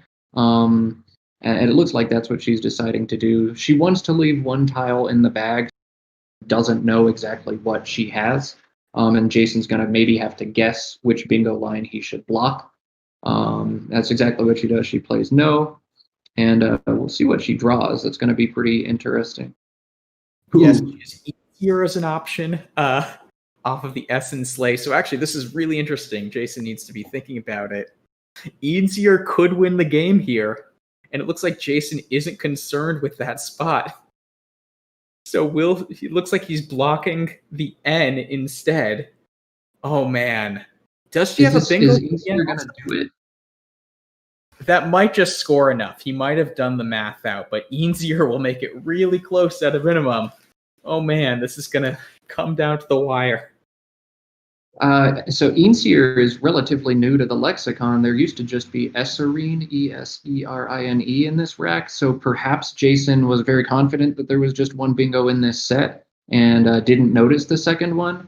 Perhaps he did the calculations really quick, but if I were him, I would have at least written down some numbers and done some subtraction. I don't think it's going to be enough for Lisa here. Jason's only got 1 point letters on his rack. And I think he's going to squeak this one out 3-0. Lisa gets a late bingo in each time. It's just barely not enough to survive Jason's onslaught of JQXZ bombs over and over and over. Oh, and she went over on time too. I don't know if we'll reconsider that just because we. Yeah. So I just heard from the producer, since we actually let her clock run a few. Like a minute on after a play, we won't subtract those seconds, but Lisa still barely loses there. It was a really valiant effort, a really cool idea, and Jason with that gets the sweep, just like Cecilia yesterday. We've seen 2 sweeps now. We can now possibly maybe see the updated bracket. So Jason will be the competitor to Cecilia Lay on Friday night. So tune into that on Friday night. I'm going to check in right now with our producer to see if we have time for any post-game interviews. But in the meantime, so Will, our producer and also former national or North American champion, will be interviewing the 2 players for a minute or two. So stick around for that. In the meantime, as a reminder, this event was brought to you by NASPA, the North American Scrabble Players Association. To learn more about NASPA and how to become as good as these players, you can go to scrabble.zone/info. Also, the QR code, you might not see it right now or coming up on the post-game show, but you should be able to see it right now. Quickly scan your phone to download Scrabble GO. It is the best phone app for playing Scrabble. It's what these players are using. We highly like it. And also, finally, if you can, donate to Dolly Parton's Imagination Library and the NASPA Foundation for Youth Literacy. Great organizations that are helping out children's literacy. I'm sorry. So with that, Matt, do you have any final thoughts about this match?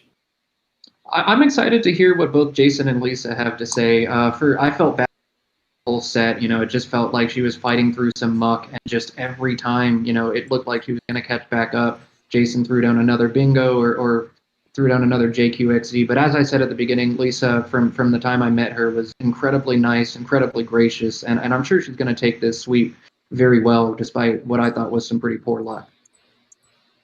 Yeah, she even had a smile on her face at the end. So that's great to see, and we can hear from her. We'll throw it to Will now. Tune in tomorrow at 8 p.m. to see us once again. Yes, hi everybody. So that was a very, very exciting set of 3 games. Congrats, Jason. Commiserations to Lisa. That was it was a lot of fun to watch. A lot of very meaty decisions in all 3 of the games. So I guess I'll start, Jason, with you. What are your thoughts on the set of 3 games you just played? Did anything stand out from your end before we ask you some direct questions? I mean, one thing, I thought that this was going to be that way in the other direction before we started. So I feel really lucky that I managed to pull this out. I was really hoping in that last game, there were just a bunch of things. My brain was overloading, but when Lisa played Phil, I was kind of hoping that she might play Arak up the top so I could play Quilaya. I thought you must have been thinking of that. We saw that spelled out on your rack, Quilaya. That would have been quite an amazing That would have been play. ridiculous. I mean, yeah, that was a pretty interesting swing in this game. So I have the game up just on our Quackle software analysis. Not like we're not going to go too deep into Sims or anything like that. But that was the really interesting turn, I think, in this game for you, Jason, was probably the Gox turn. That was just a really tricky turn, what to do to block that spot. You had a bunch of clunky letters. Take me through your thought process on that turn. I mean, honestly, because if I remember, I had the W, I had the J, I had so many things, and I had the K. You left JAWK on that turn. I left so we'll reverse to that position here. You know what? I mean, part of it, I also saw, I knew when I played Cisterna, I had the A hook, and I was like, it was just kind of, there were so many ways that I was going, and honestly, I just said, think of something, and I was pretty concerned about the triple there, because I think Dazed hadn't come down. Oh, maybe Dazed wasn't on the board yet, yeah. Yeah, sorry. and so I it just felt like, there were also a lot of tiles. I felt like I had an opportunity to come under the A with a J play of some sort. Sure, yeah. But honestly, at that point, it's one of those sorts of racks where, I don't, it was just after a point. It was kind of like in the second game when I played Way, and I was kind of looking at a bunch of options all over the board. Yeah, we like that. I just play said, what, I just got to go with something and play it. And I was just like, I think Gox. I was thinking about something with the J. I was thinking about Jog there as well. I just kind of liked the. Sure, yeah, it's a scary spot there. So if you don't take it, Lisa easily could. Yeah, but you have to worry about that, even though you've got some strong point tiles. But earlier in the game, Lisa, you played Enosises, which obviously Eosine's getting blocked, but you made a beautiful find there. You just slapped that down really quickly. You must have seen it nearly instantaneously. Is that true? I did see it. It was nearly instantaneous that hit the board. And I guess so maybe this game may have turned on the turn of mid. That was an interesting choice for you. At one point I had seen that you sort of on your rack, you had MBDIED. It seemed like you were aware of the possibility of embodied through an E, but there was actually, through that I of Cistern, embodied would have played with an I as well. So that would have been the key move there. That was huge. Yeah, that was tough. But really, you had absolutely no room for error. Jason definitely playing excellently and drawing pretty well. So when Jason gets going like that, it's not a lot you can do. And the tightrope walk that you have to walk is really thin. That he would block the EF line, because if I play there, I'd have more. But he had the Q and he went with Quail because I would have gotten a Legion down, and then that might have made a difference too. Oh, so you're talking about the fill turn? Yes, that. Yeah. So mid. Your play of mid was interesting, and your play of fill was very interesting. Possibly. Yeah, I'm sure you must have thought of plays like Leaf through the A of Butist, right, but it turned out that S hook, you had the last S at that point, so playing fill was very, very clever on your part. Just didn't quite get heavy enough. I also thought at that point. But I should have seen embodied. I mean, I was looking at embedded. I was looking at I was thinking be dimmed. And that, yes. So the crazy thing about that was, had Jason played Cretans on the other side of Enosis's, I saw that you had be dimmed spelled out, so you would have played that through the E of the first E of Cretans had Jason played on the other side. And the lesson there, as we learn, as Morris and Matt, and yesterday Morris and Josh took us through so well, is that the nuances between plays are so subtle, but they make all the difference sometimes. And that is something that the two of you know very well. And we saw a ton of that in your games, just very, very precise play on both sides. It was a pleasure to watch. So anyway, congrats, Jason. Yeah, well done to Jason. Commiserations, Lisa. And Jason, you will be facing Cecilia on our left side of the bracket, and that's going to be coming up later this week. So thanks to the players. I'll just throw back to the commentators really quickly. I suppose commentators at some point will iron out a way to have the audience on YouTube ask you guys questions, but for today we'll just settle for this little interview. And I'll just toss it back to the commentators now for some closing remarks.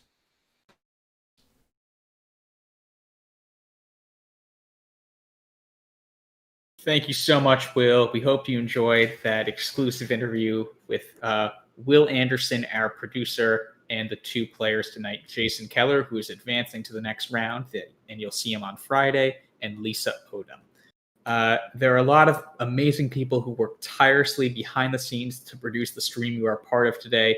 Thank you to our lead producer, Will Anderson, as you just saw him, and our assistant producer, Kristen Kay, for putting together an absolutely stunning product. Thank you to Josh Greenway, NASPA's social media chair, for taking the lead on the social media side of the event.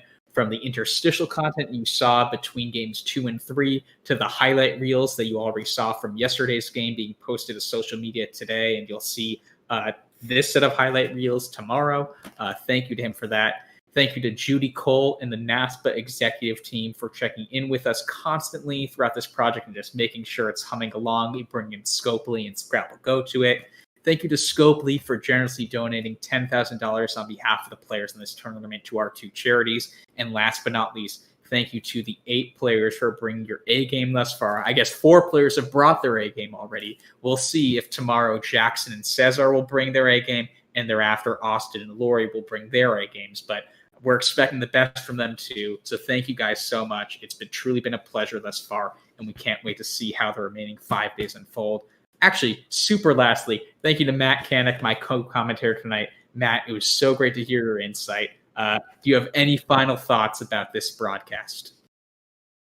I'm just looking forward to seeing more high-level Scrabble, man. We've seen some good games so far. I know that we've seen 2 3-0 sweeps, but they've been hard-fought sweeps from both losers. And, man, we're going to have some great games of Scrabble. Really looking forward to Jackson and Cesar tomorrow. I think they have a pretty strong rivalry. They played each other numerous times. They know a lot about each other's games. And then defending world champion Austin Shin, or I know he's won a world championship somewhere in there, man. Like, how can you not get excited to watch him play coming up on Thursday? You guys should definitely consider tuning in tomorrow night, Thursday night, Friday night, and then Saturday and Sunday. We've got more semifinals and finals coming up. Those are going to be during the day, not at night, but really fun stuff going on here. Yeah, so if you want to tune in tomorrow, I will be commentating again with Andy Hong, a former school Scrabble champion. We thought it was appropriate, given that Jackson was a former school Scrabble champion, to get another former school Scrabble champion's perspective. So Andy Hong and I will be broadcasting tomorrow at 8 p.m. Same channel, the NASPA Scrabble YouTube channel. Again, like and subscribe.